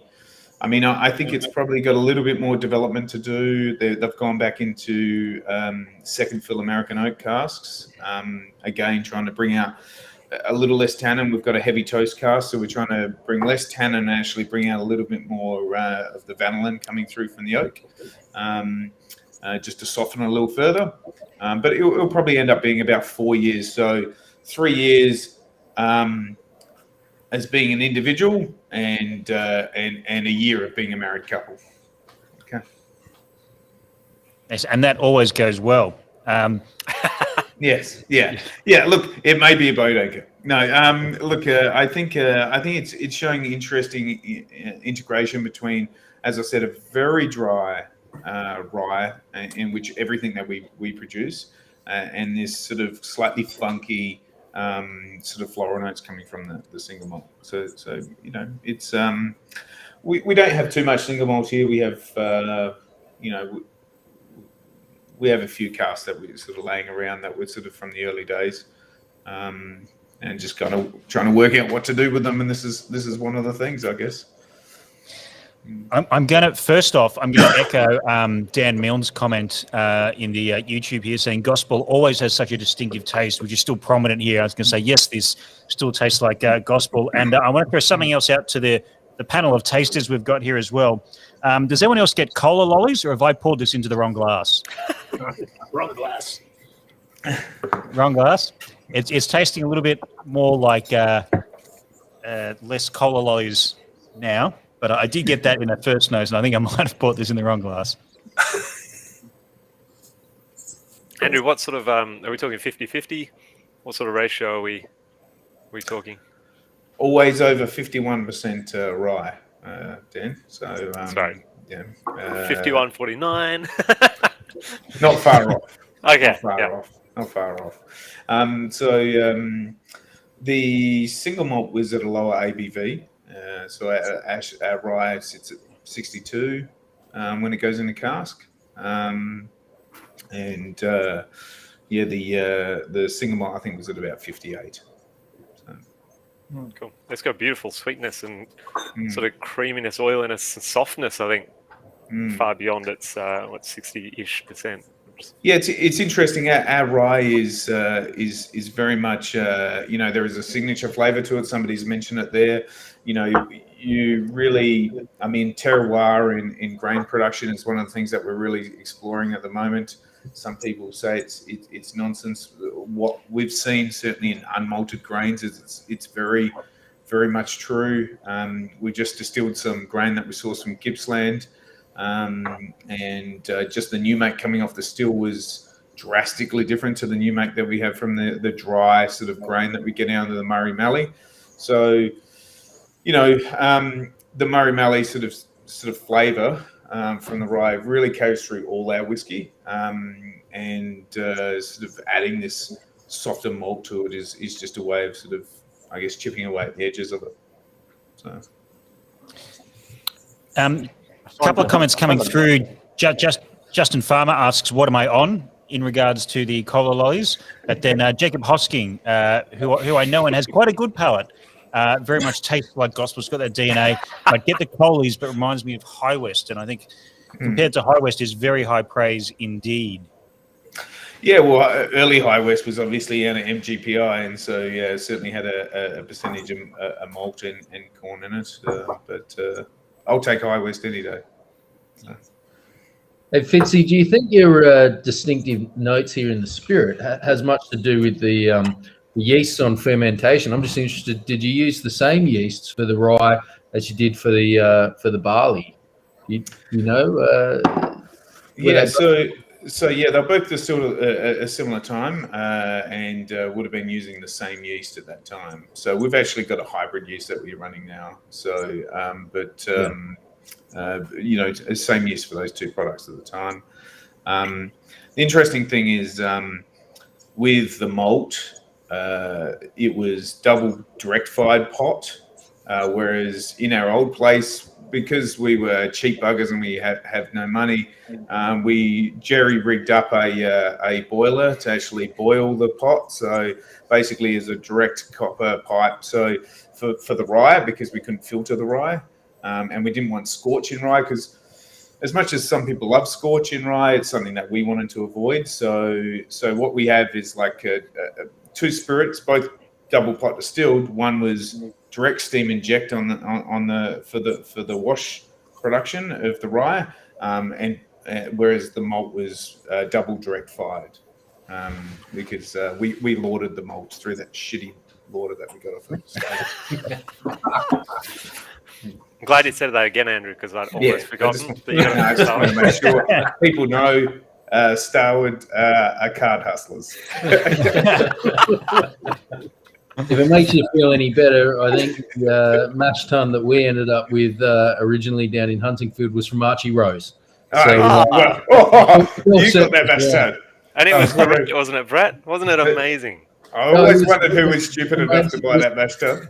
It was so good to play out, Daniel. It was it really made the day come. I think we often talk about the Archie Rose mash tun. It keeps going. There you go.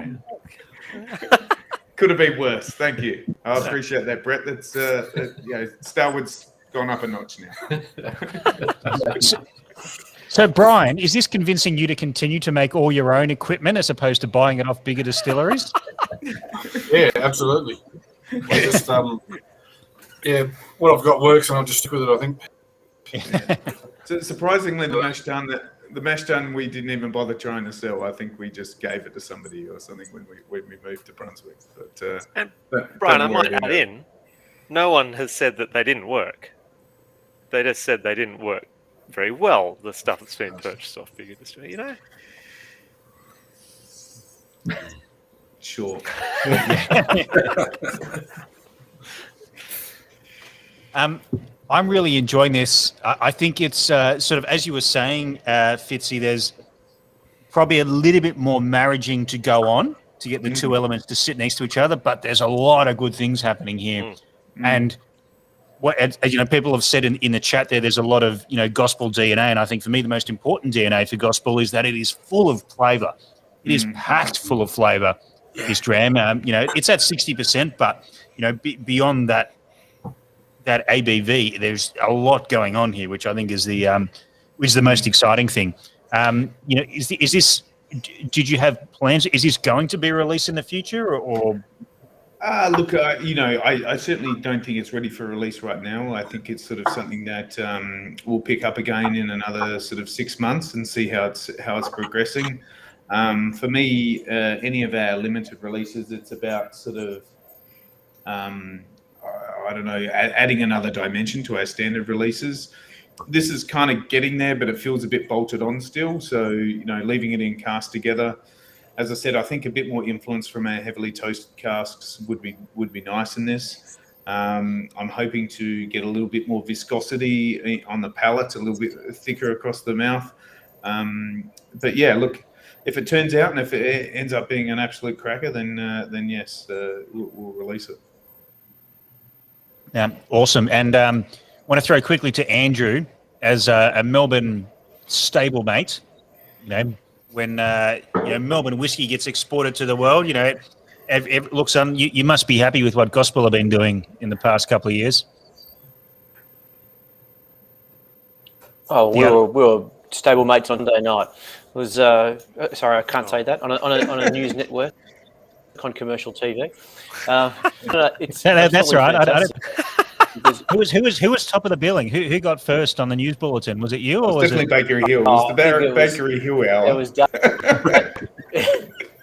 It was David Baker topping and tailing the story. Yes. Yeah, I think that was That was good. I think the news the journalist, I think he enjoyed the trip, didn't he, Fitzy? It was probably better than his financial stories he usually covers. No, that's right. That's right. So it was quite good. It's always good to, one of the things that we said to the journalist when he was down is, it's such a community within the Australian distilling world, and he said that was echoed at Bakery Hill. So it's a good vibe. We might give each other a bit of grief every now and then, but generally good vibes. Just like brothers. But yes.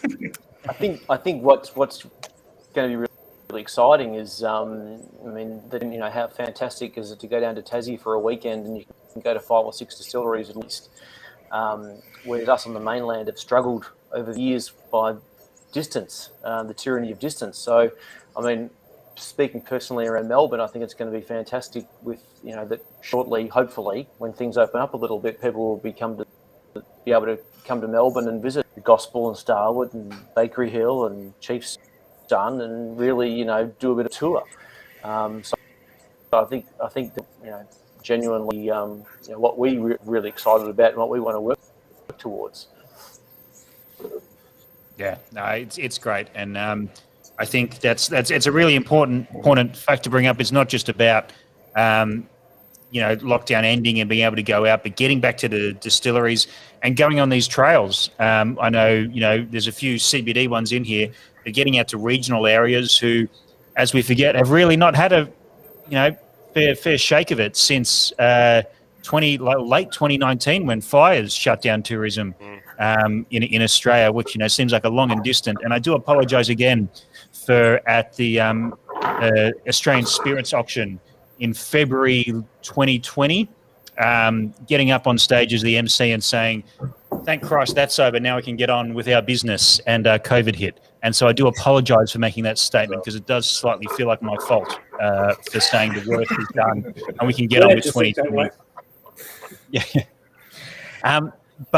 Mate, Andrew, thank you for bringing this cask sample or drawing this cask sample out for us. A really fascinating whiskey. And can I go on record here and say the Solera for me is still an unbelievable product and is still one of my favourite go-tos.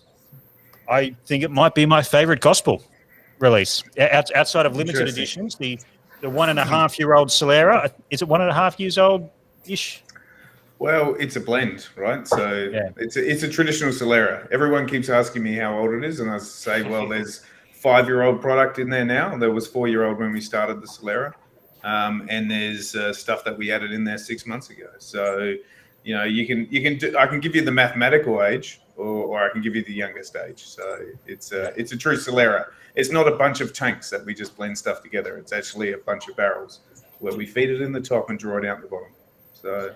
Awesome. Cracking whiskey at a cracking price. So, but looking forward to seeing this in the future at some point. But thank you, mate. Appreciate it. And stay warm down there. It looks a little bit cold. It's freezing. Yeah. As if to reinvigorate Ian Schmidt's quote from earlier, talking about football. One of my great send-offs for Victorian teams up here north is like, you're going to still wake up in Melbourne, it's still going to be cold. So I don't care how many points you beat us by tonight. And moving straight on, so no one gets a rebuttal to that. I would like to throw to somewhere else that I know it to be very, very cold on occasion, and somewhere that certainly is a champion of the regional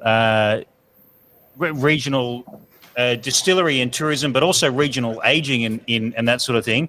Is Brian from the Blackgate Distillery. Mate, you've been hiding away trying to make me not pick on you tonight, but how are you? Yeah, great. Thanks, Scotty. Hey, listen, I've got one note here that I've got to say. Thanks so much to you personally and to the Oak Barrel for your continued support and promotion of Aussie whiskey. Just a little bit of trivia. The Oak Barrel was the first bloody bottle shop or outlet to buy any of our booze ever when we had our first rum cask was ready. When Dave was there as the spirit guy, Oak Barrel was the first to buy a bottle of our rum, so that was really cool. So thanks heaps for that. And thank you, Mark. That's another indication of something that I'm trying to take credit for that I definitely didn't do. And if you go onto cameo.com and search Blackgate Distillery, they'll say nice things about you for only $10 a minute as well. So that only cost me $10, so that's a good secondary revenue stream. But no, look, Brian, it's been an absolute pleasure to work with you guys in the past little years, and we've seen the journey. We've seen from that cask 1, which was a rum, cask 2 was a whiskey, 3 was a rum, 4 and 5 were whiskies, if I'm getting that right. And we're now up to what we're going to try to is about 95, which is a few years down the track. And before we get into this, and I can see Janice Hollingworth is in the chat. I'm not exactly sure why she's not on the screen at the moment, but talking to both of you about this next release, I get this feeling that this is the whiskey that you've wanted to make for a little while, which is quite special. Yeah, for sure, Scott. Listening to the other guys tonight, you can hear how the journey's gone, especially Smitty. I didn't realise we were on such a parallel path, moving from fortified casks onto bourbon casks, and these conditions there are very similar to ours, and that makes a lot of sense. That's why our spirits are similar. But great minds think alike. Yeah, and you sort of. I think the conditions really dictate a lot of what happens in your distillery. So I don't take any credit for that. Just going back to this particular cask, the bourbon cask, that's 95. So this is our first bourbon cask release, and it's known in the house as the Nick Huey cask, because Nick was a big fan of ours and still continues to support us with his reporting and reviews, etc. And he kept saying to me, these bloody fortified casks are pretty good, but you really need to do some bourbon casks. And I finally did, and he was actually here when I filled this one. So that's known as the Nick Huey cask. But I've done a lot of bourbon casks since. And that's sort of our journey's been. We started with small format fortified sherry and port, which was the way in those days. So we were established in 2009. And then as we went along, I sort of just wanted to have a whiskey that had less cask influence, basically, and that's what bourbon casks do, and with a larger format as well, that's heaps better. And in the early days as well, everyone believed that smaller casks mature quicker, but it turns out that the larger ones mature at the same speed. You just get more extraction from the smaller ones. So the big one really working well for us, and this is, like I say, this is our first bourbon cask release. It's good to have a taste of it. Excellent. So this is cask BG95, bourbon cask 57.8, 355 bottles in the run. The malt from this is Scottish peated malt? Yeah, Baird's heavily peated. Yep. And a little bit smoky than I remembered, yeah. A little bit more smoky than you remembered. Yeah, it changes. Depends. It turns out too, it's your palate that changes, not the whiskey. I learned that as well. There's a bit of chat going on about Nick Huey, who whisknick.com, I think it is his blog site. Excellent lover of Australian whiskey and supporter of Australian whiskey. One of my favourite memories, and I'm not sure if I meant to say this on live streams, but there was one particular occasion that I happened to be at the Blackgate Distillery with him. And we were taking a few photos and being a bit silly and doing that sort of thing. And he sort of pulled me aside and said, "Well, mate, just like don't post them too public because I'm running the City to Surf today." I was like, "Sorry, what?" My partner, or my fiance at that time, and his family was like, "I can't be doing this other thing today because I have to run the City to Surf," and instead came out and was at Blackgate. doing things. So they did get, I think they got married and they still are married. So if I've ruined that for them, hopefully these got enough in the bank to not ruin that one for them now. But on more serious notes, Mark Garraway, Blackgate is like a thick whiskey. This is very nice, and I think 100% like that is. Do you still take really late spirit cuts, Brian, in terms of what you're distilling now? Yes, I did what day is it? Monday. Last week I did a couple of spirit runs and purposely just cut really late for the same reason. That's where the flavour is, and I guess it's a lot oilier there. So yeah, that's What do you Shall we call roll? late? Oh, below 60 off the still. That's late. What do you call late, man? 63. Yeah, it's not late. I thought you were going to reply with the day of the week there for a minute, Brian, in terms of we cut on Thursdays. You know? That's getting late. Yeah, that's ridiculous. Usually And you when find people Ian, ask me when I make the cut, I say about 1:30 or 2 o'clock. Yeah, fair enough. And do you find, Ian, that's to try and preserve a lot of the peat flavours? The peat flavours come out later in the run. You asking me or Brian? No, Brian. Oh, sorry. Yeah, exactly. That's exactly the reason. We pay ridiculous amounts of money for this malt, so you want to milk it for all you can get out of it, I reckon, as far as flavour goes, yeah. Yeah. Oh, you, This is a very different whiskey to the Death or Glory from Bakery Hill, which was technically a peated whiskey to Bakery Hill specs. Admittedly, it's a little bit older and not as smoky as the standard peated and cask strength peated. But Andrew, this is very different to your peated range. I mean, this has got a lot of. I mean, Brian, I think you said the Schmitty release had guts. This has got a 4-stroke engine in it. Yeah, right. Yeah, see, now comparing this with Bakery Hill it's like trying to compare Australian whiskey with Scottish whiskey. It's something that you can't really do. It's like I say, the conditions here are so different. It just makes a totally different whiskey, and we can't do a 14-year-old or even a bloody 10-year-old just for the same reason Ian can't, because of the evaporation. So a lot of your maturation happens very quickly. So yeah, it's totally different whiskey to what we produced down in Victoria. We definitely agree with the cutting a bit later on our peated runs, though.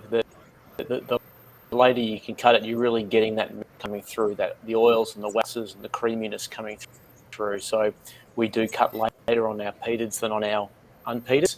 And also on your peateds, you want a little bit more guts, a little bit of grunginess, a little bit more, getting it out there, rather than perhaps the delicacies of the unpeated flavors. But yeah, we're experimenting with some Black Gate style, heavily peated style ourselves. So we might have some sort of 45, 50 parts per million stuff, coming through at some point soon, which will be fun. Yeah, nice. Bakery Hill goes rogue. I like it. Mm-hmm. That's right. Watch out. Let's go. Yeah. Which is just behind Third Man there, I think, the late cut. That's exactly right. Yep. Yeah, which I only make that joke because I know David Baker has had a lot of influence on the naming of the whiskies previously. Andrew was a bit of a cricket player yourself. Maybe it's time you started to get into the naming conventions a little bit more prominently. Well, I don't know whether the Golden Duck would really be a great name, but that might be what I can add to the mix. Let's get a show of hands then of people who are playing with peated malt. Then I know Brian and Schmitty, obviously you guys are. David, you're doing a bit of peated. Yep. Bakery Hill, obviously. Archie Rose, okay. Interesting. Yep, doing a little bit of peating down there. Jared, I know you've done some weird stuff with Starward with casks, with unpeated recently. Are you playing with peated malt at all? Not at the moment. We did, I think early in the year, released a couple of smoked malts. Yep. So it was a mesquite smoked and a cherry wood smoked. So not quite in the peat spectrum. The unexpeated that we released, that's probably the closest thing we've done to getting that peat flavour in Starward. Yeah. And Fitzy and Brett, any peat or sort of, or even maybe in Fitzy's case, smoked malt or grain sitting around? We've got some smoked grain, smoked rye sitting around, but no peat. We haven't really I mean, I think in the very early days we might have made a batch of peat. I don't know where that barrel is right now. I don't think it stood out. So, but we've got a couple of smoked redwood smoked rye and some dry timber smoked rye whiskies, which we've got in barrel. Brett? Brett, I think you're on mute there, which means if you speak while on mute, you need to do a shot, I think is the rules. I'm going to finish it off with this last bit here. But, mate, what I was just saying was not for us at the moment, but 4 years ago when we did the Peated as part of our exploration series out at Belgrove Distillery, we peated together with Peter Bignell's assistants post-gristing to try to maximise the amount of smoke coverage to the grain ratio. So that was a very fascinating one that, of course, was kind of northwest Tassie peat. So it ended up tasting like a steam train, kind of ash on a apple orchard that was burning down. You might even have a bottle or two up there, Scott. Brett, Scotty hates steam trains. All peated whiskey should endeavour to taste like steam trains. That's all. Any peated whiskey that doesn't taste like steam trains, what's the point? Precisely. We got it sent off for measure on ppm, and I think on the spirit rather than on the grain itself. The parts per million was sitting at about 28 on it. So we don't know exactly what that is, had it been measured on grain, like the Scottish style. But the intent was to go all out. And, we've still got those peated casks, which we use as our Infinity casks now. So if anyone comes to visit us at the cellar door, that's the only way you can try our peated, is using those casks for adding all of our trials and samples into. Yeah, awesome. Nice.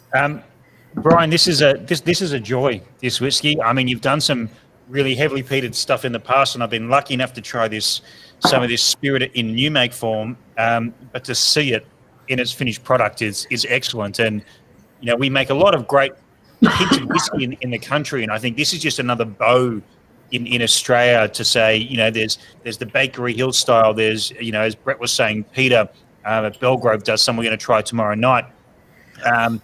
There's Iniquity ones. There's heaps of it around, but this is a different take again, and I think it's uniquely Manduran. So, I mean, this is the first ex-bourbon cask. Is there more coming? Yeah, Scotty. I took the plunge and decided to specialise in peated whiskey. So we've got, at least we did last week. That's our last unpeated. So everything from now on is all peated. So yeah, there's a lot of bourbon cask peated in this bit. Beauty. Any thoughts on that from the panel before we move on? Final thoughts? Delicious. Creamy, Willie. Yeah, Right. fantastic. Yeah, I just love how you've taken Scottish peat and just given it a beautiful Australian flavour. It's fantastic. Thanks, Dave. I think that's the emu feathers you put into the barrel, isn't it? Something like that, yeah. Awesome. Look, let's move on to the final whiskey / drink of the night. Dan from Archie Rose has been sitting there very jealously looking at all these other distilleries that have whiskey to sell and whiskey to talk about tonight.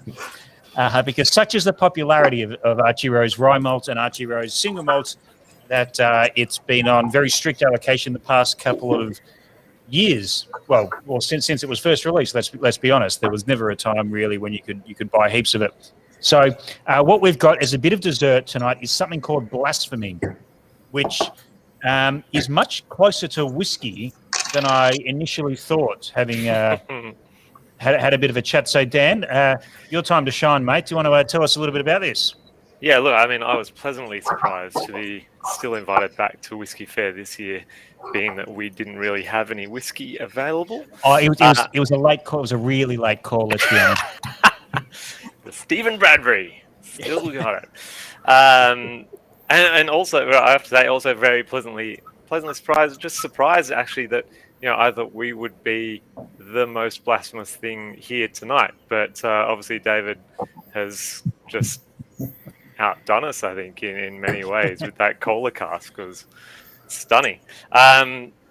This is, I guess, a bit of one of those playing around in a similar sort of manner spirits, because I don't think we can technically call it a whiskey at this point, but we're big fans of working with local brands and that sort of stuff. And one of our undercover Starward employees, Paul, it's obviously a relationship with St. Ali, which is a coffee roastery down in Melbourne, and got in touch and with our single malt, as with a lot of distilleries these days, doing a lot of work with Voyager and roasted malts and that sort of thing. And I think it's a very easy sort of parallel to draw between roasted malts for whiskey making and coffee. I mean, I've thought about it many a times when I've thought about how to present this to general public who might not have an understanding of sort of malts and how they're treated and how that has an effect on spirit. An easy parallel is to talk to them about something they know, which is coffee. So it was something to play around with in a way. But a really nice end result as well. We have our single malt, which is our 6 malt mash bill single malt, and then we had St. Ali pretty much send up samples of all the coffee they make in various different guises, and a hell of a lot of R&D in terms of, I guess, letting our distilling team play around with different coffee samples. I think there's harder things in the world to play around with, but looking at what's going to pair well, what will actually sort of, the sum is more than the parts in a way with this release. So finding something that we didn't want it to be just another sort of coffee spirit release. I think there's plenty out there that are coffee liqueurs and coffee whiskey liqueurs and that sort of thing. And this was much more around sort of tying those two together, something that people, two very different things that people are passionate about, playing around with things that you're not allowed to mix in many ways, and producing something that is quite beautiful and unexpected, I think, for a lot of people. I think you'll find the word unexpected is now owned by the Starward Distillery Company. I'm not sure you can use that. There'll be a cease and desist coming your way shortly. So there's a question in the chat from Jacob Hosking, which I'm going to sort of mold into my own. I know nothing about coffee because I don't drink it, and I am not particularly fond of it. So why St. Ali? You've worked with a lot of Sydney and New South Wales based maltsters and people in the past. St. Ali are based out of Melbourne, if I'm getting that right. For someone who doesn't know anything about coffee, why St. Ali? Are they the rock stars of coffee in Australia? Look, they've been doing it for a very, very long time. I think as a brand, Archie Rose, we've always been very much Sydney, but we're obviously present all the way around the country. And it's trying to tie in a bit more of the audience that is down south in a big way, I think. I'm sure there's a lot of very good coffee roasteries, but one that we had a relationship with already, someone that's producing great stuff that has those sort of ties to origin for the products that they're making. Someone's got an equal level of passion as we do about what they're making as well. But I think it also had to be someone who has a bit of craziness to them and is willing to sort of, pursue something like, hey, can we take some of your coffee and put it into whiskey? So I think St. Ali ticks those boxes in quite a few ways. I'm sure they're very, very good at what they do. But as I say, I personally am not a coffee drinker. I'm happy to report that this tastes like whiskey. I think that was one of the other, I guess, key considerations within it, is wanting to, like I say, not make something that is very much coffee with apparently there's some whiskey in there. This is something that's meant to sort of back up those roasted malt influences that we're getting. We get some of those espresso and chocolatey notes, especially from some of the more heavily roasted malts going into our single malt.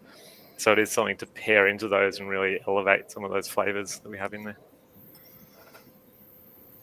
Yeah, awesome. And you obviously chose the single malt over the rye to play with here. I mean, how did you actually, make that decision and then inject St. Ali into the single malt?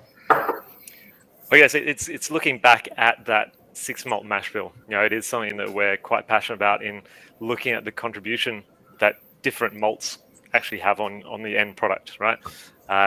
Playing with different roast levels and different treatments of the grain as well.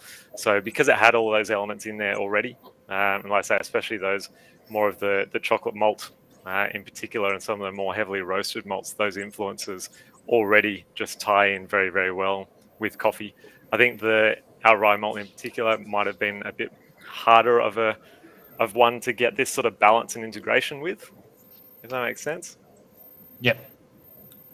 I'm going to stand here and say, yeah, I totally understand it, pretending it like I'm on your level. Like everyone here who's a distiller and a blender being like, yeah, we're equals. Yeah, I definitely know what's going on. It's like, just Scotty, shut up and keep nodding, Scotty. Just keep nodding. Yeah, sure. Same boat. You've put me here on a panel of you and I, the only ones who don't actually make the stuff. Yeah, but we're bloody good at drinking it, though. So we are. I mean, I feel like we've put in some hard yards there. I really agree with that comment, Dan, that you said before about the balance of the coffee and the whiskey and the malt from the spirit. This is the first time I've tried this. I've been harassing Paul for a sample, but I haven't been able to see him yet. But I was really unsure what to expect from this. So obviously, whiskey and coffee are two flavors that go well together. But I've never obviously seen it in this format before. I think the ABV is great because it's a lot higher than what you'd find at, say, like a typical coffee liqueur. Those malt characters and that coffee flavor, just they're perfect. It's balanced perfectly, and I'm really looking forward to catching up with Paul and getting a bottle from him. Yeah, look, I mean, I think you hit the nail on the head for me as well. When you first get told that we're releasing a coffee whiskey, it's like, really, like. What's special, unique about that? But then to taste it, the proof is in the pudding, and it's definitely not something that was easy to do. Talking to Dave, because they're the only people we hire in our operations and productions team. Apparently, are people called Dave now. But when he was doing it, to integrate that coffee, trying to get clarity in terms of the liquid and filtration, it's playing around further because they found that if you filter out too much of the particulate in there, you actually lose a lot of the coffee flavor. So it's how much can you have in there, how much is an acceptable level of sort of lack of filtration and cloudiness and that sort of thing in there as well. It was a really good, from what I hear at least, exercise in, I guess, combining two things that don't necessarily belong together in a spirit form, if that makes sense. That's my new breakfast whiskey. It's fantastic. I love the aroma of coffee and then the taste of whiskey. It's fantastic. 100%. Yeah. Dan, can I just? I reckon the perfect way to sell this is I would tell people to try it before people trying to think of it as a whiskey. Just enjoy the spirit. Like I'm just absolutely in that and loving that, rather than trying to compare it to a whiskey. But I was just keen to know where the coffee was introduced into the process to make this. Yeah, good call. So, and I guess that's another big part of this is that this is very much our single malt whiskey. So complete, matured, all done. And then it's, instead of using our distillery water to cut that back to bottling strength, we've used instead a combination of water and two different coffee types from St. Ali.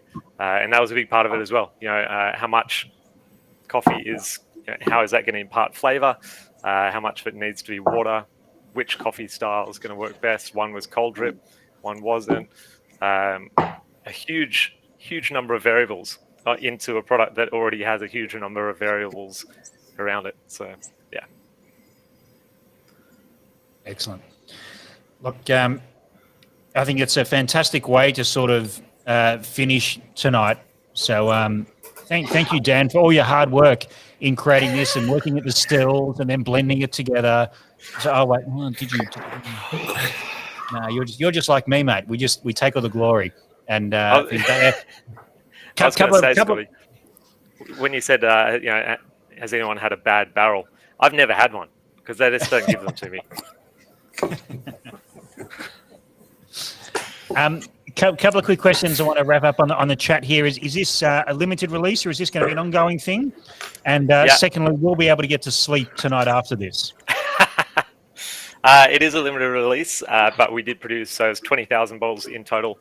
4,000 have gone to St. Ali, so it's definitely on the larger side of limited for us. I think it's the largest limited release we've ever done. And in terms of caffeine content, there's some, but probably not a lot, but we don't know really exactly how much. So in answer to your question, in short, maybe. Awesome. Look, I want to say a shout out to Justin Farmer in a comment. He said, absolute pot puree of whiskies tonight. We should be very excited about the future of Australian whiskey, and I think that is a sentiment I would like to echo as well tonight. I thought this might run to 2 hours. We've just tipped over to 2 hours. I know other people who aren't me have lives and things to go to, and potentially bars and things to visit after this. So we might call it there. But just before we do, I want to do a quick round the grounds just to get some final thoughts from people. So I'm going to chuck Daniel up there first, mate. Blasphemy is available. It's ready to go right now. Archie Rose single malt and rye will be at your nearest retailer at some point in the future, maybe. They're coming back, folks. Okay, they are coming back. Okay, well, that's all I got there. Okay, thank you, mate. See you later. Andrew, I'm gonna my palate's a long way removed from that second jam of tonight, but Death or Glory, whether it's Death or Glory, is spectacular. Any insight into when we might see that, and any potential new releases coming out from Bakery Hill? The Death or Glory would be probably looking at, I would say, early next year. We do have a new release coming out in September, which is getting close. Geez, we better get this ready. Which is actually a Pera finish. It's a bit of a Pera sandwich, actually. Bourbon, then a Pera, then bourbon. So that's going to be exciting. So keep an eye out for that. But yeah, thanks so much for having us on, and thanks so much for supporting the Australian distillers, Scotty. Always a pleasure to do this for you guys. I saved the Death or Glory just for you, by the way. Mate, I'm going to say it on record again. I think top 3 whiskies, Australian whiskies I've ever had the pleasure of trying. I think that includes Release the Beast, an early Heartwood, which I believe was a Sullivan's cask, and there's a couple of other things there that I haven't quite picked, but it is right up there. I'm just going to go down the line as we see it here. David, mate, thank you. Continue experimenting. There's a bit of Cola Cask around. What does the next few months from 5 Nines look like? Next few months, we're really busy just moving our distillery. So we're moving out of the garage and into a bigger space. So we're sharing with another distillery a space actually down on the plains while we build our cellar door up in the hills. So we've got a new cellar door, buying a block of land and building a new cellar door and distillery, but that's probably about 2 years away. So we've got to ramp up production in the meantime. So we'll triple production over the next month or so as we expand our operation. So pretty exciting times for us. We're hoping to actually both give up our day jobs in the next 6 months or so, but we'll see how we go. Well, that's probably the most exciting thing we've heard tonight. I think a few distillers in this room have probably had that conversation. But thank you, mate, for coming on. Schmitty, Gold Batch 6, another triumph. Thank you. Thank you. What's coming up next? We bottled. There is some Batch 6. There is some Batch 6 available. Sorry, still going around. Oh, yes, there is. There's plenty available. Actually, bottled Batch 22 silver label today, and we will be doing a new thing, limited release called the Dens Dram for sale through the cellar door and through our website.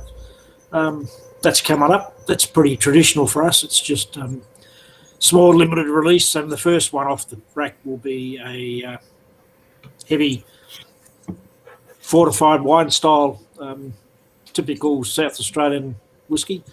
And the only other thing that's exciting going on at the moment now is dealing with Fingers as he comes to work every day and tries to fill me full of booze before 9:30. It's a tough job. It has its hazards.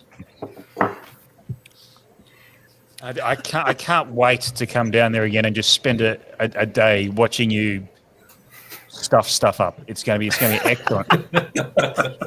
Someone did say to me recently that it's like a continuous list of stuff ups at this place, and they're not far wrong. Smitty, thank you very much, mate. Brett, you alluded to it earlier. There's a Ben Renner's on the water or at a dock somewhere nearby. There's a little bit left of this batch one left, but what's the next couple of months look like? Yeah, hopefully it's on Bass Strait somewhere on its way over to us there, Scotty. So, yeah, our Ben Rennis Bordeaux cask ought to be with us here the end of the week. And then returning to our Cellar Reserve series, we'll have our Cabernet and Bourbon sort of joining the core range in about October, I believe. And after next summer, we'll be looking at our French Oak Grenache coming out, which is maturing very nicely along the way. And mate, we do have some of the American Oak Tempranillo available from our website. So we've still got some of that there. If anyone enjoyed that tonight, you can use. We set up a little code word, Scotty, lifting spirits. If anyone wants to jump in, you can purchase that for 10% off on the price. So at Spirit Thief. Thank you, mate, for all of your support along the way so far as well. Beautiful. That's code word lifting spirits. If you want to get 10% off on the Spirits Thief website, if you use it on the Oak Barrel website, I'll write you a nice note. But you know, use it there as well. Yeah. First and foremost. Yeah, but bloody oath, mate. Congratulations on everything so far, and thank you for making your technically debut at Whisky Fair tonight. We'll do it properly next year, I promise. My pleasure. I look forward to that. Jazza, if I might call you that. I don't know if anyone uses Jazza as a name. Mate, thank you. They're coming now. Thanks, Scotty. Real pleasure to be here tonight. Hopefully next year I'll be there in Sydney with you. It was an absolute blast. It's good to see you. Good to see everyone else on the screens tonight. And hopefully it's not too much longer till we're all doing this in person. Yeah, beautiful. So Peated, I mean, ginger beer cask is done. Peated is done through the distillery. Yeah, I think there's a bit online maybe, but definitely some at the distillery when we open up again. We've got a few cool, exciting things coming up before the end of the year. The next one is a big collaboration with a very prominent winery in the Australian winery scene. So I'll leave it at that, but it's that'll be out in the next couple of months, which we're really looking forward to. Excellent. Put me up for some Starward and Passion Pop. I'm all about it. Can't wait for that release. Fitzy, mate, yes. Thank you for that car sample. Very, very generous car sample. You've got a bit going on. There's been a few limited releases come through. The Yokota Barrels thing was pretty special as well. What can we expect in the next couple of months from Gospel? Look, we've got another single cask that'll be coming out. We're sort of aiming at one single cask a year.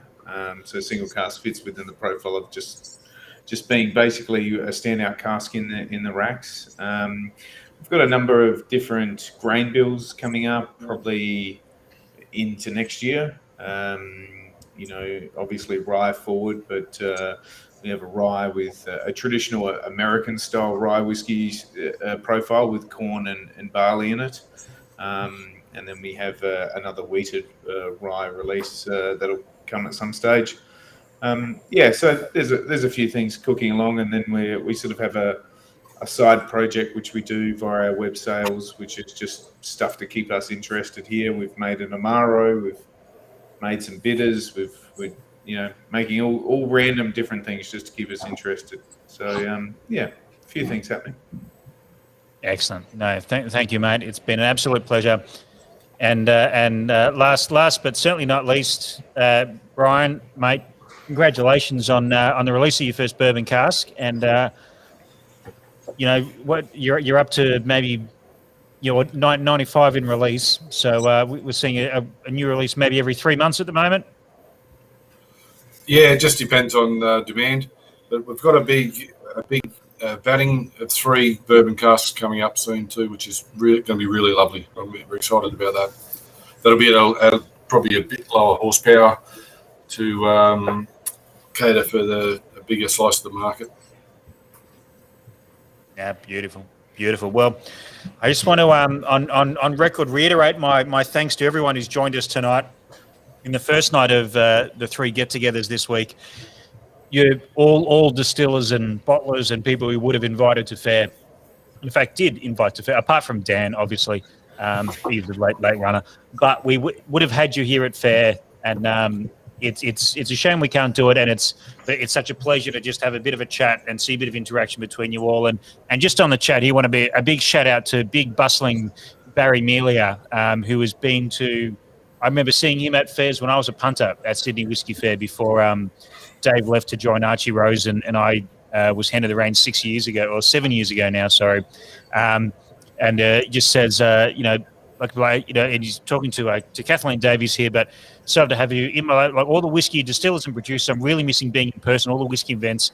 I know we'll all return. I'll have to get many dreams with all you wonderful people in the future, and appreciate all you do with Australian whiskey and your products. So I want to do a big shout out to Barry there as well. He for me epitomises the Whisky Fair, and of course to Kathleen Davies, who he's talking to there as well. He's done so much for Australian whiskey and has a fantastic new service, which I'm getting very quick answers. For example, when Blasphemy doesn't arrive in time to the oak barrel from the very far distance of Rosebery, I can get it from the Nip of Courage wholesale service here that afternoon and solves all the problems. So on that groundbreaking note, I'm going to say farewell to everyone on the YouTube and the Facebook and at oakbarrel.com.au/live. Thank you so much for joining us and what has been a bit of a marathon, but I've had lots of fun, and it's been a great pleasure to have these 8 people on tonight. So thank you everyone for joining us on the chat, and thank you everyone on the panel here for donating your time and your whiskies. Really appreciate it. It's been a hoot. Thanks, Scott. Thanks, Scotty. Thanks, Appreciate your Scotty. support, mate. Thanks, everyone. Ciao. Thanks, guys. Great to see you, legend.